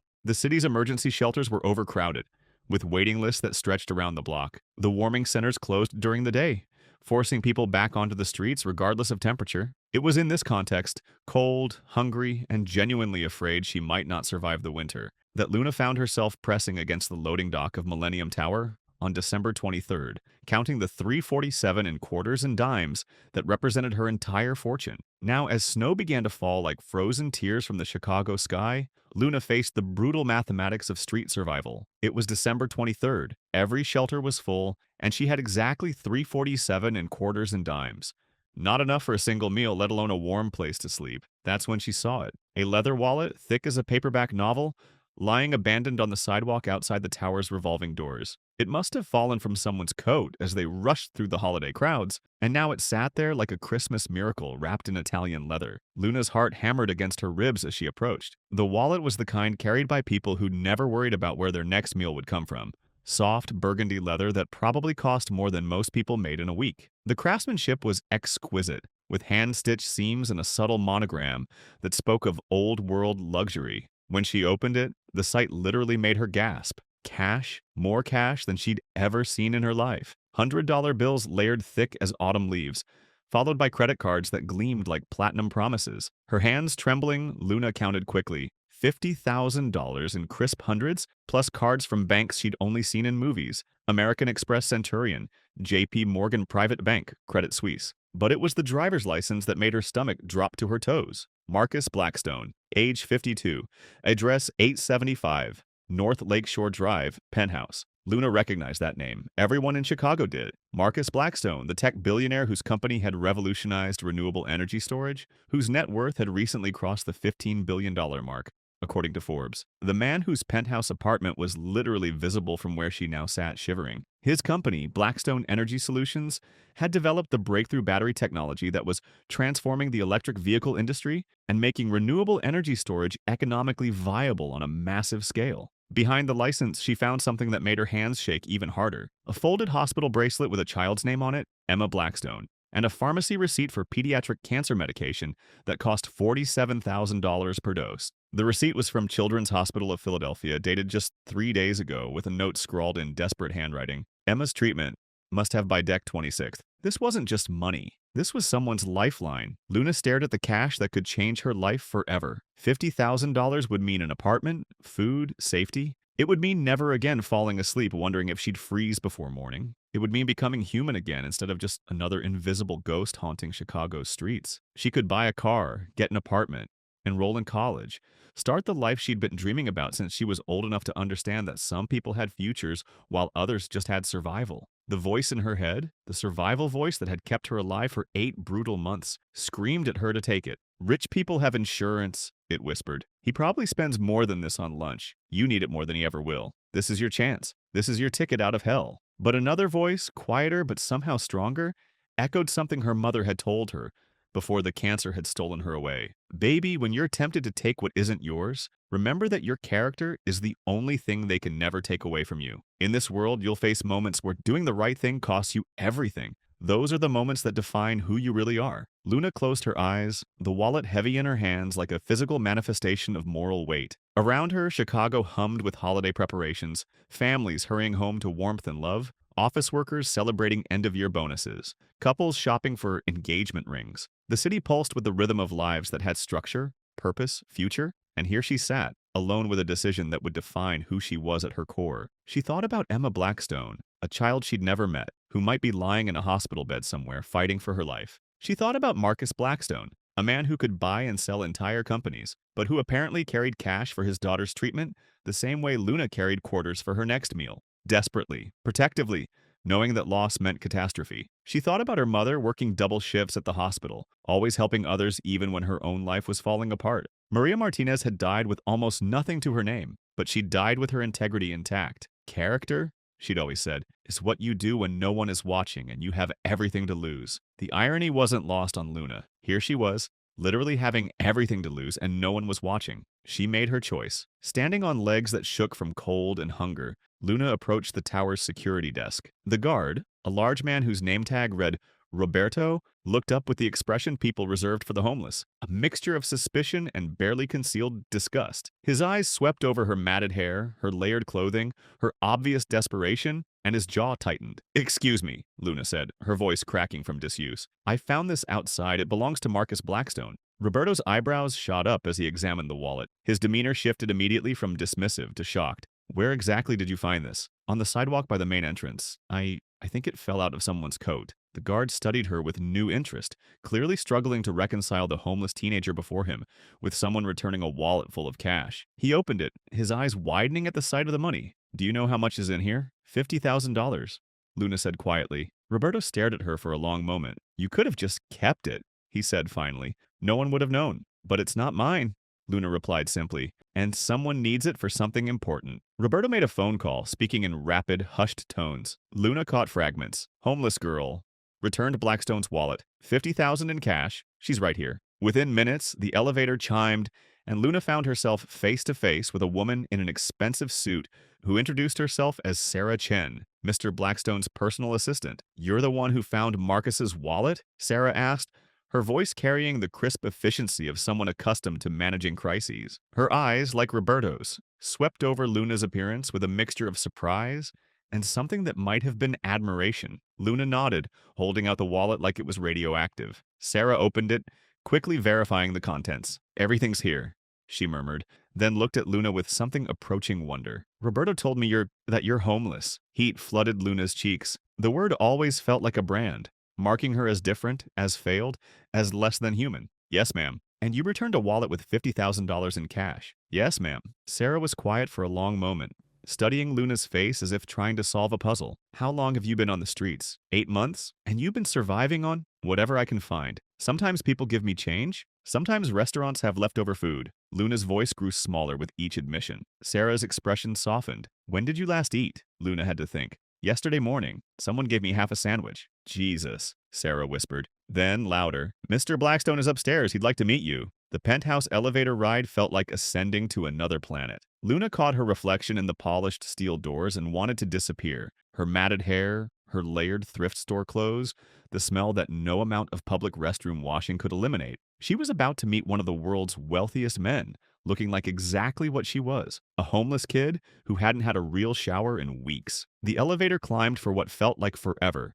Numbers ticking by on the display, 20, 30, 40, 50. Luna had never been this high in a building before. Through the elevator's glass back wall, she could see the city shrinking below them, the streets where she'd learned to survive becoming a distant grid of light and shadow. When the doors finally opened, Luna stepped directly into an apartment that defied her understanding of what homes could be. The penthouse occupied the entire top floor of the tower, with floor-to-ceiling windows that offered a 360-degree view of Chicago that made the city look like a jeweled circuit board. Art that belonged in museums hung on walls that probably cost more than most houses. A Christmas tree that must have been 20 feet tall dominated one corner, decorated with ornaments that looked like they were made of real gold and silver. But it was the man standing by the windows who captured her attention. Marcus Blackstone looked exactly like his photos, but somehow more human, tall and distinguished, with silver-touched hair and the kind of presence that filled rooms. He was on the phone when the elevator opened, speaking in the rapid-fire language of international business. But he ended the call the moment he saw Luna. "You must be the young woman who found my wallet,"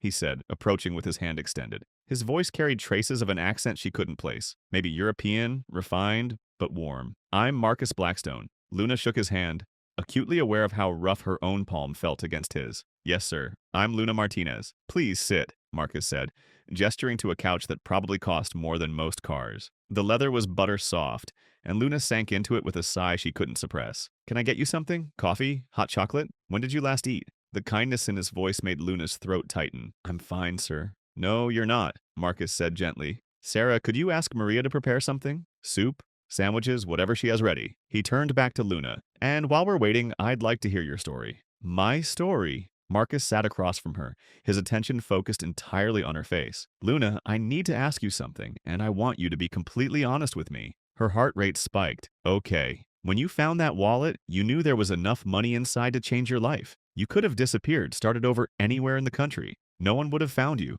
Why did you bring it back?" Luna was quiet for a moment, thinking about her mother, about the choices that define us when no one is watching. "Because it wasn't mine." she said finally. And because I saw the hospital bracelet. Someone needs that money for something important. Marcus's expression shifted to something Luna couldn't read. The hospital bracelet. Yes, sir. And the prescription receipt for cancer medication. I lost my mom to cancer. I know how expensive treatment is. Something in Marcus's face cracked open. He walked to a framed photo on his desk, the same photo Luna had glimpsed in his wallet, and picked it up with hands that trembled slightly. This is my daughter, Emma, he said quietly. She's 8 years old. 6 months ago, she was diagnosed with a rare form of leukemia. Luna felt a spark of something she hadn't experienced in years, intellectual excitement. What about mentorship programs, like pairing homeless youth with people who've been through similar experiences? Tell me more about that idea. Well, most mentorship programs pair kids with successful adults who mean well but don't really understand. They give advice like, just work hard or stay positive, without understanding the daily reality of trying to survive on the streets. Luna's voice gained strength as she spoke. But what if we paired kids with people who had been homeless themselves? People who could say, I know this is hard, and here's how I got through it. Marcus was writing notes as fast as he could. That's brilliant. Peer mentorship based on shared experience rather than traditional power dynamics. And what about micro-housing? Luna continued, ideas flowing faster now. I've seen tiny house villages in some cities. They cost a fraction of traditional housing but give people privacy and dignity. You could create transitional communities where kids have their own space but also access to support services. Have you been thinking about these ideas for a while? Luna paused, surprised by the question. I guess I have. When you're living it, you can't help but think about how it could be better. You see all the ways the system fails and you imagine what would actually help. That's exactly what I want to harness, Marcus said. Your insights, your ideas, your understanding of what actually works versus what sounds good in theory. Maria appeared again, this time carrying a small suitcase. I packed some clothes for tonight, she said to Luna. Basic things.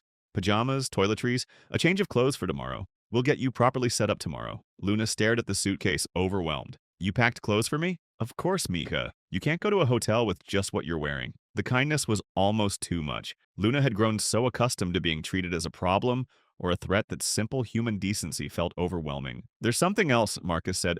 I want you to meet Emma. Luna's heart skipped. Really? She's back in Philadelphia right now, but she's coming to Chicago for Christmas. She specifically asked to meet the girl who found Daddy's wallet. Marcus smiled. I told her about you, and she wants to thank you personally. What did you tell her? The truth. That a very brave young woman found something that belonged to us and brought it back, even though keeping it would have helped her tremendously. Marcus paused. She said she wants to be friends with you. Emma doesn't have many friends right now. The cancer treatment keeps her isolated from other kids. Luna felt tears starting again. I'd love to meet her. Good, because there's something I think you two might have in common. Emma is incredibly smart, but she's also incredibly empathetic. She worries about other kids in the hospital, asks me to donate to children's charities, wants to know how we can help people. Marcus smiled sadly. Cancer has aged her in some ways, made her think about things most 8-year-olds never consider. Like what? Like why some kids have families and others don't. Why some people have enough money for medicine and others don't. She asks very hard questions about fairness and justice. Marcus met Luna's eyes. I think she'd learn a lot from talking to you, and I think you might learn something from her too. Luna nodded, unable to speak around the lump in her throat. There's one more thing, Marcus said, his voice growing serious. This job, this opportunity, is going to be hard work. You'll be dealing with traumatic stories, working with kids who are going through what you went through. You'll be in meetings with government officials and donors who might not immediately take you seriously because of your age or background. I understand. Do you? Because part of what I'm asking you to do is to be the public face of this issue, to share your story, to speak at conferences, to help educate people who've never experienced homelessness about what it's really like. Luna felt a flutter of anxiety. Public speaking? Only when you're ready, and only as much as you're comfortable with. But yes, eventually I'd like you to help us educate others. Your story is powerful, and it could help change how people think about homeless youth. Luna thought about all the times she'd been made to feel ashamed of her situation, all the looks of disgust and fear she'd endured. The idea of standing up and owning her story instead of hiding from it was both terrifying and exhilarating. What if people judge me? What if they think I'm just some trashy kid who got lucky? Then they'll be wrong, Marcus said firmly. And part of your job will be helping them understand why they're wrong. He paused. Luna, I've met presidents and CEOs and Nobel Prize winners. I've never met anyone who demonstrated the kind of moral courage you showed tonight. You have nothing to be ashamed of. Sarah reappeared in the penthouse. The suite is ready at the Fairmont. I've arranged for a car to take Luna there whenever she's ready. Marcus looked at Luna. Are you ready? Or do you have more questions? Luna looked around the penthouse one more time, trying to process everything that had happened. 12 hours ago, she'd been counting quarters and preparing to spend another night on the streets. Now she was being offered a job, an apartment, a future she'd never dared to imagine. "I have one more question," she said. "What's that?" "When do I sign?" Marcus laughed, a warm, genuine sound that filled the room. "Right now, if you want to." He produced a pen, and Luna signed her name at the bottom of the contract with hands that shook only slightly. When she was done, Marcus signed as well, then handed her a copy. "Welcome to the Blackstone Foundation, Luna Martinez, Director of Youth Advocacy and Program Development." Luna stared at the paper with her name on it, proof that this was really happening. "Thank you," she whispered. "Thank you for seeing, for believing." "Thank you," Marcus replied, "for showing me what integrity looks like, for reminding me why this work matters." As Luna prepared to leave for the hotel, Maria pressed a small bag into her hands. "Leftovers," she explained, "in case you get hungry later." The gesture was so maternal, so normal, that Luna almost broke down again. It had been nearly a year since anyone had worried about whether she'd eaten enough. On the elevator ride down, Sarah explained the logistics of the next few days. "Tomorrow we'll get you set up with everything you need. Sunday, we'll start your orientation. Monday, you begin work." She paused. "Luna, I want you to know something. I've worked for Marcus for 8 years. I've seen him make a lot of decisions, hire a lot of people. I've never seen him more certain about anything than he is about you." "Really?" "Really. He called me 20 minutes after you left the wallet and said, 'Sarah, I just met the person who's going to help us change everything.'" The car ride to the hotel passed in a blur. Luna pressed her face to the window, watching the city she'd learned to survive in transform from a hostile environment into a place of possibility. The same streets that had been cold and dangerous just hours ago now felt different, infused with hope. The Fairmont suite was larger than any apartment Luna had ever lived in, with a king-sized bed, a sitting area, and a view of Lake Michigan. The bathroom alone was bigger than some of the foster homes she'd stayed in. Luna ran a bath, the first real bath she'd had in months, and sank into the warm water with a sigh that seemed to release 8 months of tension. She thought about her mother, about what Maria would say if she could see her now. Character is what you do when no one is watching and you have everything to lose. Luna had made her choice in that moment of absolute desperation, and somehow, impossibly, it had led her here, to this bathroom, this job, this future that stretched out before her like an uncharted continent. She thought about Emma Blackstone fighting for her life in a hospital bed and felt a surge of protective determination. She thought about all the other kids sleeping in loading docks and abandoned buildings tonight and made a silent promise to them and to herself. Tomorrow, the real work would begin. 3 months later, Luna stood in the renovated community center that had become the headquarters of the Blackstone Youth Initiative, watching a group of formerly homeless teenagers learn job skills that would change their lives forever. Her apartment, a real apartment with heat and a door that locked, was 5 blocks away. Her college courses were going well, and for the first time in her life, she had a savings account. But the moment that stayed with her wasn't any of those victories. It was the night she'd stood in the snow, holding a stranger's wallet, and chosen honesty over survival. The program had already helped 200 young people find stable housing and employment. Luna had testified before Congress about the failures of the foster care system. She'd been featured on the cover of Time magazine as one of their young leaders of tomorrow. But none of that compared to the letters she received from kids who'd found hope through the programs she'd helped design. Emma Blackstone was in remission, her cancer responding better than anyone had dared hope. She and Luna had become unlikely best friends, the 8-year-old and the 18-year-old, bonding over shared experiences of loss and resilience. Emma had even helped design some of the Foundation's programs, her childlike wisdom cutting through adult complexities to find simple, powerful solutions. The night before Emma's last treatment, she'd called Luna with a request that had brought tears to both their eyes. "Luna," Emma had said, her voice small but determined, "when I'm all better, I want to help other kids like you helped me. I want to make sure no kid ever has to sleep outside in the cold." "You already are helping," Luna had replied. "Every day you're helping." The foundation had expanded beyond anyone's wildest expectations. What had started as a local Chicago initiative now operated in 37 cities across the United States and was being studied as a model by governments around the world. The key difference was that it was designed and led by people who had lived the experiences they were trying to address. Luna's office was filled with photos and letters from young people whose lives had been transformed. But her favorite was a simple note from a 17-year-old named David who had aged out of foster care in Detroit. "Dear Luna, I was sleeping in my car when I heard about your program. I thought it was too good to be true. 3 months later, I have an apartment, a job, and I'm starting college in the fall. But most importantly, I have hope again. You showed me that my story doesn't end with being homeless. It begins with what I choose to do next. Thank you for proving that integrity isn't a luxury. It's the foundation of everything worth building." That choice had saved a little girl's life. That choice had created a program that would help thousands of young people find their way out of homelessness. That choice had proven that character isn't built by circumstances.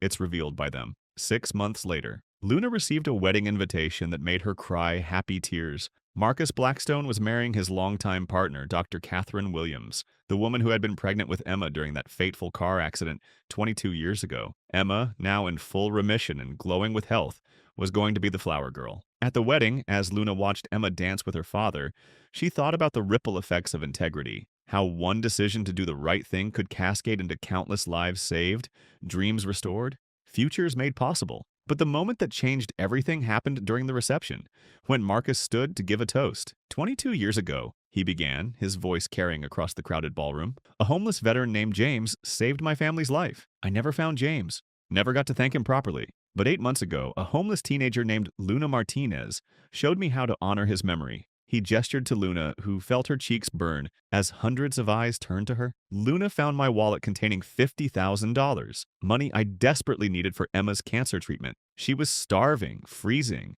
had every reason to keep it. Instead, she brought it back because she saw a hospital bracelet and knew someone needed it more than she did. The room was completely silent now. That act of integrity didn't just save Emma's life. It sparked something bigger. The Blackstone Youth Initiative has now helped over 5,000 young people transition out of homelessness. We've changed policy in 37 cities. We've proven that when we see homeless youth as resources rather than problems, miracles happen. Marcus paused, his voice thick with emotion. But the real miracle is what Luna taught me that night. She showed me that heroism isn't about having money or power. It's about making the right choice when everything is pushing you toward the wrong one. She showed me that character isn't built by circumstances. It's revealed by them. He raised his glass. So tonight, I want to toast not just Catherine and Emma and our family's future, but Luna Martinez and the thousands of young people who refuse to let their circumstances define them. To James, wherever you are, and to the truth that sometimes returning what isn't yours is the only way to find what is. As the room erupted in applause, Luna felt a hand slip into hers. Emma was beside her, beaming with pride. "You know what I realized?" Emma whispered. "What's that?" "You didn't just save my life that night. You saved your own life too. You just didn't know it yet." Her mother had been right. Character was the one thing they could never take away from her. But what Luna learned that night was even more powerful. Character wasn't just something you kept. It was something you gave away, and in giving it away, you got back everything you'd ever truly needed. 1 year later, the moment that completed the circle happened on a snowy December evening, exactly 1 year after Luna had found the wallet. She was leaving the community center when she saw a homeless teenager huddled in the same loading dock where she'd once slept. Without hesitation, Luna approached the girl and said the words that had once changed her life. "There's a warm place inside and people who want to help. Will you let me show you the way?" The girl looked up with hollow eyes that Luna recognized, the look of someone who'd given up on the world caring about her survival. "Why would you help me?" the girl asked. Luna smiled, thinking of a wallet full of cash, a little girl dancing at her father's wedding, and the infinite power of choosing hope over despair. "Because someone once helped me," she said simply, "and because that's what we do." The girl's name was Sarah, and she was 16, had aged out of care early due to overcrowding, and had been on the streets for 4 months. As Luna walked her into the warm community center, she felt the profound satisfaction of a cycle completing itself. That night, as Luna helped Sarah fill out intake forms and connect with housing services, she realized something profound. Her story hadn't ended with that moment of choice in the snow. It had begun there. Every life she helped transform was another thread in a tapestry that had started with one simple decision: to do the right thing when everything was pushing her toward the wrong thing. 6 months later, Sarah would become the second director of youth advocacy at the Blackstone Foundation's Detroit branch, her own lived experience informing programs that would help hundreds more young people. The cycle continued, integrity begetting integrity, hope creating hope, character revealing itself in the most desperate moments, and transforming not just individual lives but entire communities. Sometimes the smallest acts of honesty create the largest waves of change, and sometimes returning what isn't yours is the only way to find what is. In the end, Luna's mother had been right about character being the one thing that could never be taken away. But what Maria Martinez couldn't have known, what no one could have predicted, was that giving away your character when it cost you everything is how you discover that you never truly lose it. You just invest it in a future bigger than you ever dared to imagine. The end. Like the air had been sucked from the room. That medication you saw on the receipt, it's experimental, not covered by insurance. It costs $47,000 per dose, and she needs it every 2 weeks. Marcus's voice grew thick. That wallet contained exactly enough cash for her next treatment, plus a little extra for whatever might come next. "Oh my God," Luna whispered.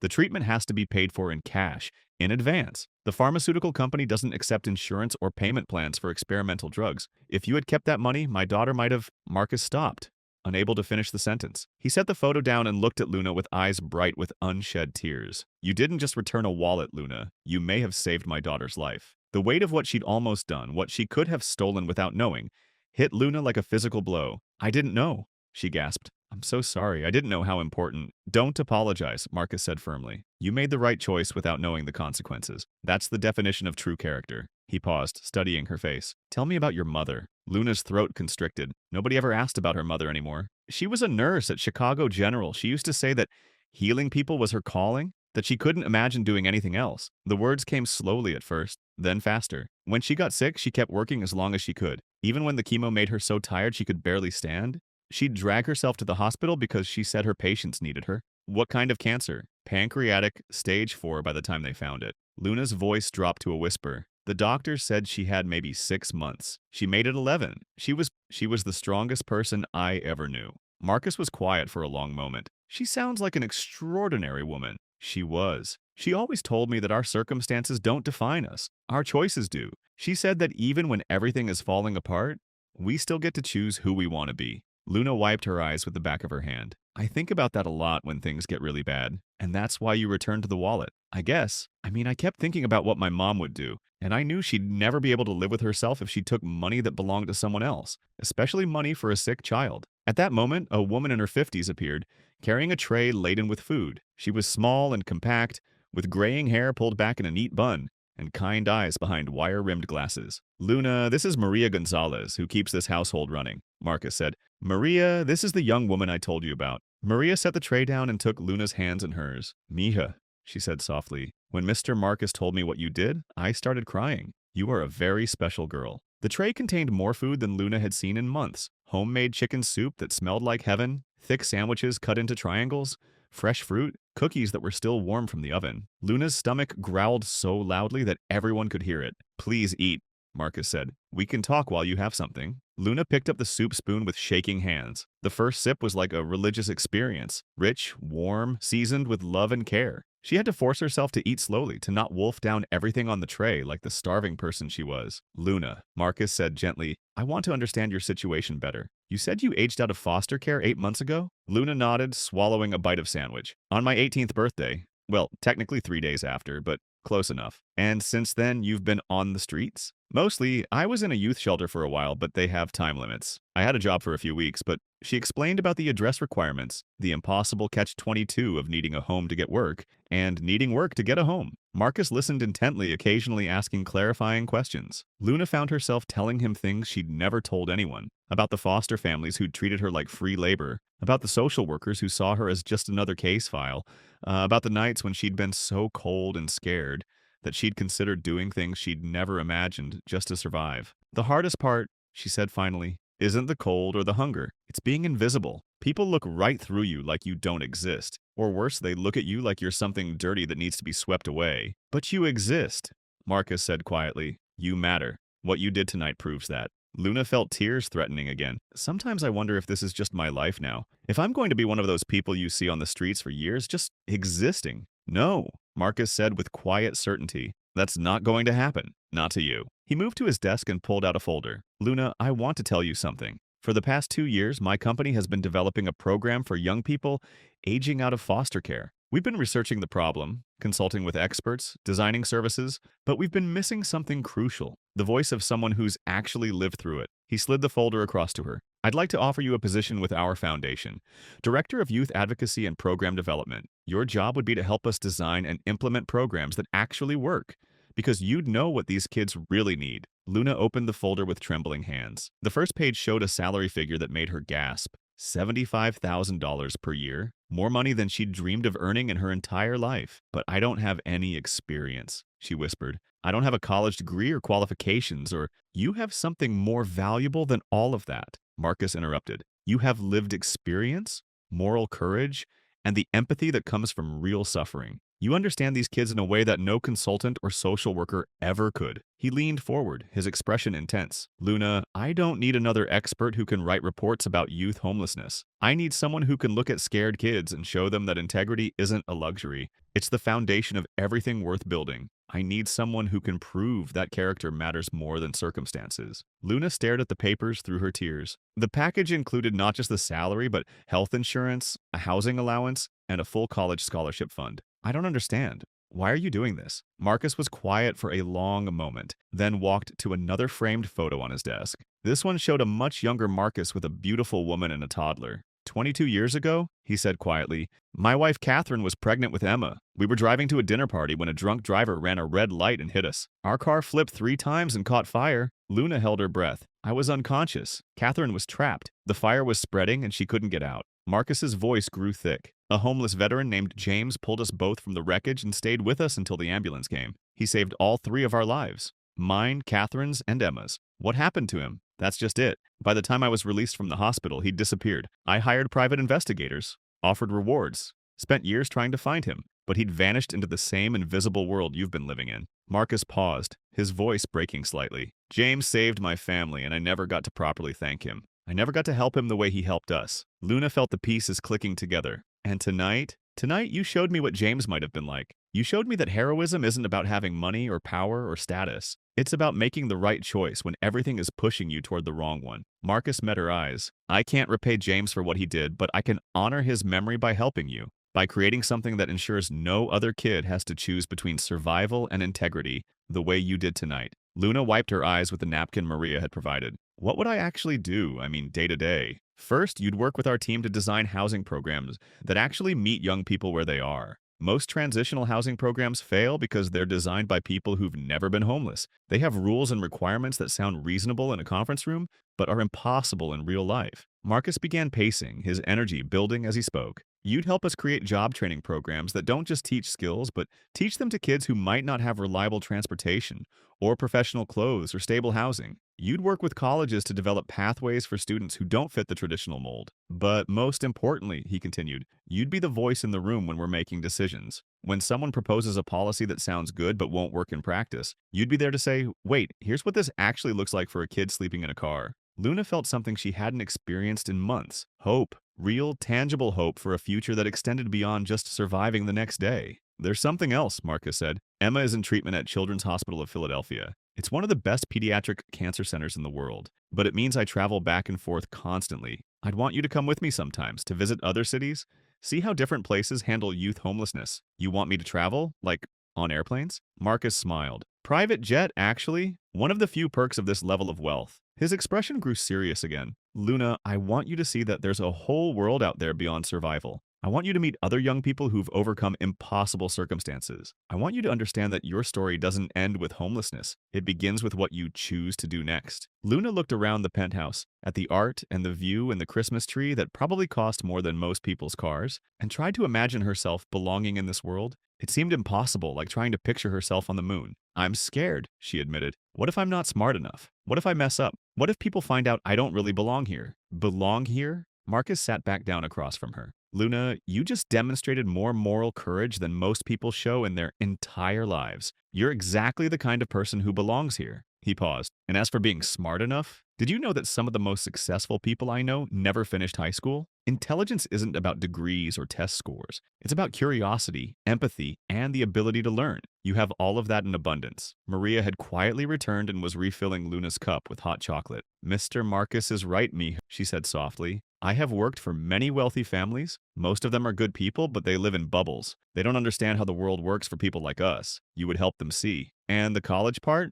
Luna asked. I barely finished high school. I had to keep switching schools because of foster placements. We'll start slowly, Marcus said. Night classes, online courses, whatever works with your schedule. The foundation will pay for everything, and you can take as long as you need. Education isn't a race. Luna felt overwhelmed by the magnitude of what was being offered. Can I ask, why me specifically? There are other homeless kids who probably deserve this more. Deserve? Marcus shook his head. Luna, this isn't about deserving. This is about recognizing that you've already proven who you are. Tonight, when you were cold and hungry and desperate, you chose honesty over personal gain. You chose to protect a child you'd never met over saving yourself. He stood and walked to the window, looking out at the city lights. Do you know what most people would have done with that wallet? Kept it, Luna said quietly. Exactly. Not because they're bad people, but because survival is a powerful motivator. What you did tonight is extraordinary, and it tells me everything I need to know about your character. Marcus turned back to her. But there's something else. Earlier, you said the hardest part of being homeless is being invisible. I want to change that. I want to create programs that see homeless young people as resources rather than problems. I want to build something that recognizes that you don't need to be saved. You need to be supported in saving yourselves. Luna felt tears starting again. This is really real? This isn't some kind of test or dream? It's real, Marcus said gently. But I need you to know that this isn't charity. This is a job offer. I'm not offering to help you out of pity. I'm offering you this position because I believe you're the right person for it, because my foundation needs what you have to offer. Luna stared at the contract, the numbers and words blurring through her tears. What happens next? I mean, if I say yes? First, we get you set up with temporary housing. There's a corporate apartment downtown that we use for visiting executives. You can stay there while we find you something permanent. Marcus pulled out his phone. Sarah, could you call the Fairmont and book the executive suite for indefinitely? Yes, I know it's expensive. Yes, I'm sure. He hung up and smiled at Luna's shocked expression. Tomorrow, we'll take you shopping for professional clothes, get you a phone, open bank accounts. Monday, you start work. We'll begin slowly. Meetings with our program coordinators, visits to existing youth services, research. You'll basically be doing a paid internship in your own expertise. My own expertise? Luna repeated, testing how the words felt. Exactly. You're the expert on what it's like to be a teenager with no safety net. That's incredibly valuable knowledge. Marcus sat back down. Luna, I want to tell you about something I learned from James, the man who saved my family. What did you learn? James could have just called 911 and left. The fire department would have eventually gotten to us. But he didn't. He stayed. He held Catherine's hand while she was trapped, told her jokes to keep her calm, promised her that everything would be okay. Even after the ambulance came, he stayed until he knew we were safe. Marcus's voice grew soft. Later, the paramedics told me that James had burns on his hands and arms from pulling us out of the car. He never mentioned it, never complained. He just cared for strangers because it was the right thing to do. He sounds like an incredible person. He was. And that's what I see in you. You didn't just return the wallet. You could have mailed it or dropped it at a police station. But you brought it back personally because you were worried about Emma, about whether she'd get her medication in time. Luna thought about that moment in the snow, the weight of the wallet in her hands, the image of a sick child that had driven her decision. I kept thinking about how scared her parents must be. Exactly. Empathy in action. That's what James showed us, and that's what you showed me tonight. Marcus leaned forward. I want to tell you something else. This foundation we're creating, it's not going to be just another charity that throws money at problems. It's going to be different because you're going to help design it. How? We're going to start by listening. Really listening. Not just to service providers and government officials, but to the young people themselves. You're going to help us conduct interviews, focus groups, surveys. We're going to find out what kids actually need, not what we think they need. Marcus pulled out another folder. I've been researching this issue for 2 years, and the statistics are heartbreaking. Did you know that 40% of homeless youth have been in foster care? That LGBTQ+ youth make up 40% of the homeless youth population, despite being only 7% of the general youth population? Luna nodded. I know kids from both groups. The system isn't set up for anyone who doesn't fit a narrow definition of normal. Exactly. And most programs fail because they're designed by people who've never experienced homelessness. They create rules that sound reasonable but are impossible to follow if you're actually living on the streets. Like requiring a permanent address to get services, Luna said bitterly, or having meetings during business hours when you're trying to work, or mandatory counseling sessions that assume your homelessness is caused by personal problems instead of systemic failures. Yes, see, this is exactly what I mean. You understand the practical realities in a way that no amount of research can teach. Marcus's excitement was palpable. I want you to help us design programs that actually work, housing that doesn't come with impossible requirements, job training that recognizes that homeless youth might not have professional clothes or reliable transportation, education programs that work around the chaos of unstable housing. Luna felt a spark of something she hadn't experienced in years, intellectual excitement. What about mentorship programs, like pairing homeless youth with people who've been through similar experiences? Tell me more about that idea. Well, most mentorship programs pair kids with successful adults who mean well but don't really understand. They give advice like just work hard or stay positive without understanding the daily reality of trying to survive on the streets. Luna's voice gained strength as she spoke. But what if we paired kids with people who had been homeless themselves? People who could say, I know this is hard, and here's how I got through it. Marcus was writing notes as fast as he could. That's brilliant. Peer mentorship based on shared experience rather than traditional power dynamics. And what about microhousing? Luna continued.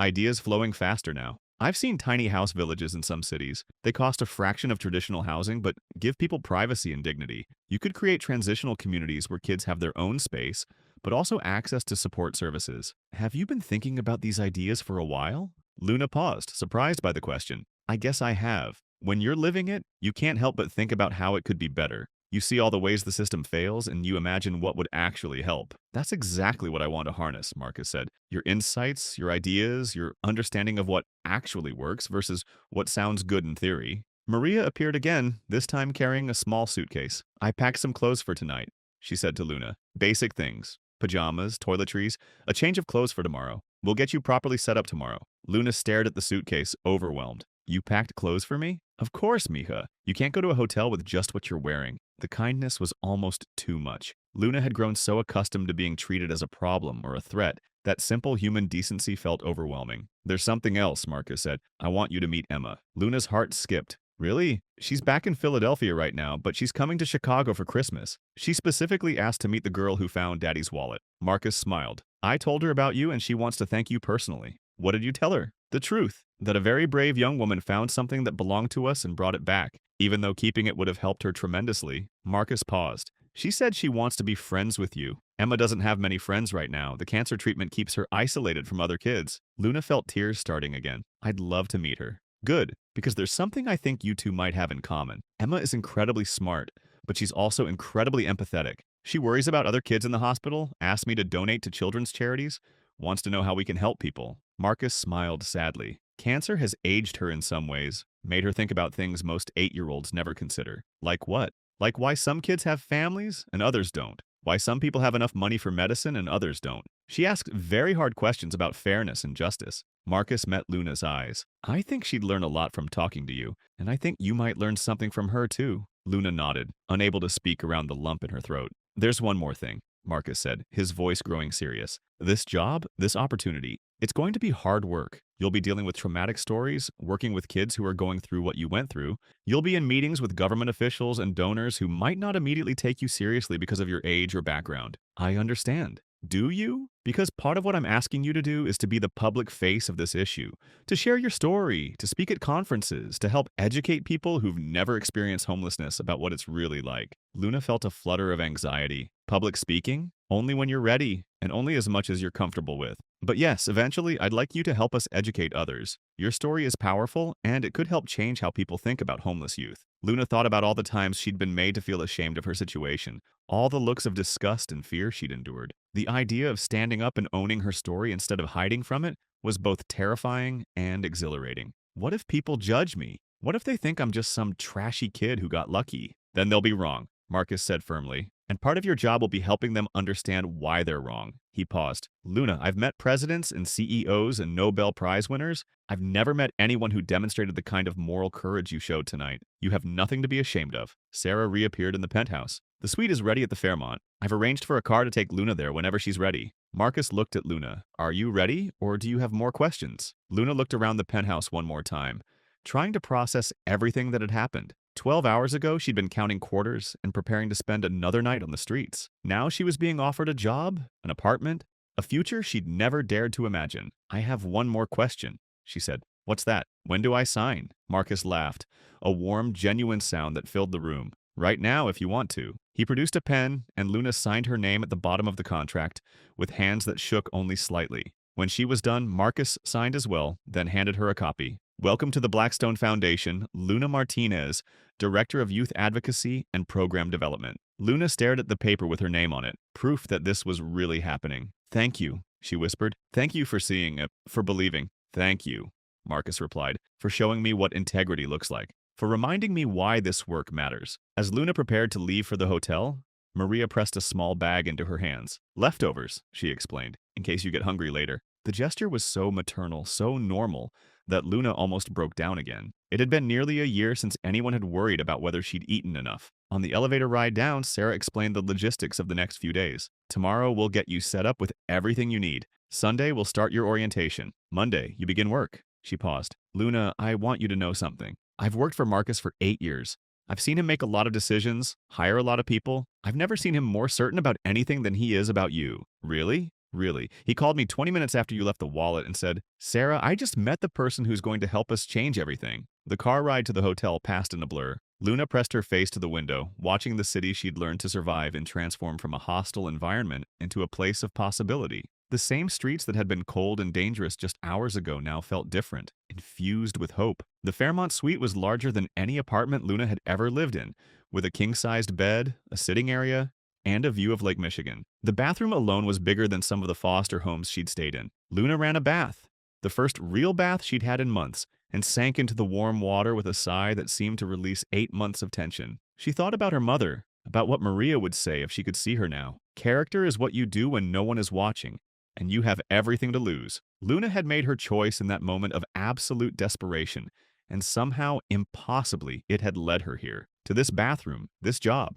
this future that stretched out before her like an uncharted continent. She thought about Emma Blackstone fighting for her life in a hospital bed and felt a surge of protective determination. She thought about all the other kids sleeping in loading docks and abandoned buildings tonight and made a silent promise to them and to herself. Tomorrow the real work would begin, and distinguished, with silver-touched hair and the kind of presence that filled rooms. He was on the phone when the elevator opened, speaking in the rapid-fire language of international business, but he ended the call the moment he saw Luna. "You must be the young woman who found my wallet," he said, approaching with his hand extended. His voice carried traces of an accent she couldn't place, maybe European, refined, but warm. "I'm Marcus Blackstone." Luna shook his hand, acutely aware of how rough her own palm felt against his. "Yes, sir. I'm Luna Martinez." "Please sit," Marcus said, gesturing to a couch that probably cost more than most cars. The leather was butter soft, and Luna sank into it with a sigh she couldn't suppress. "Can I get you something? Coffee? Hot chocolate? When did you last eat?" The kindness in his voice made Luna's throat tighten. "I'm fine, sir." "No, you're not," Marcus said gently.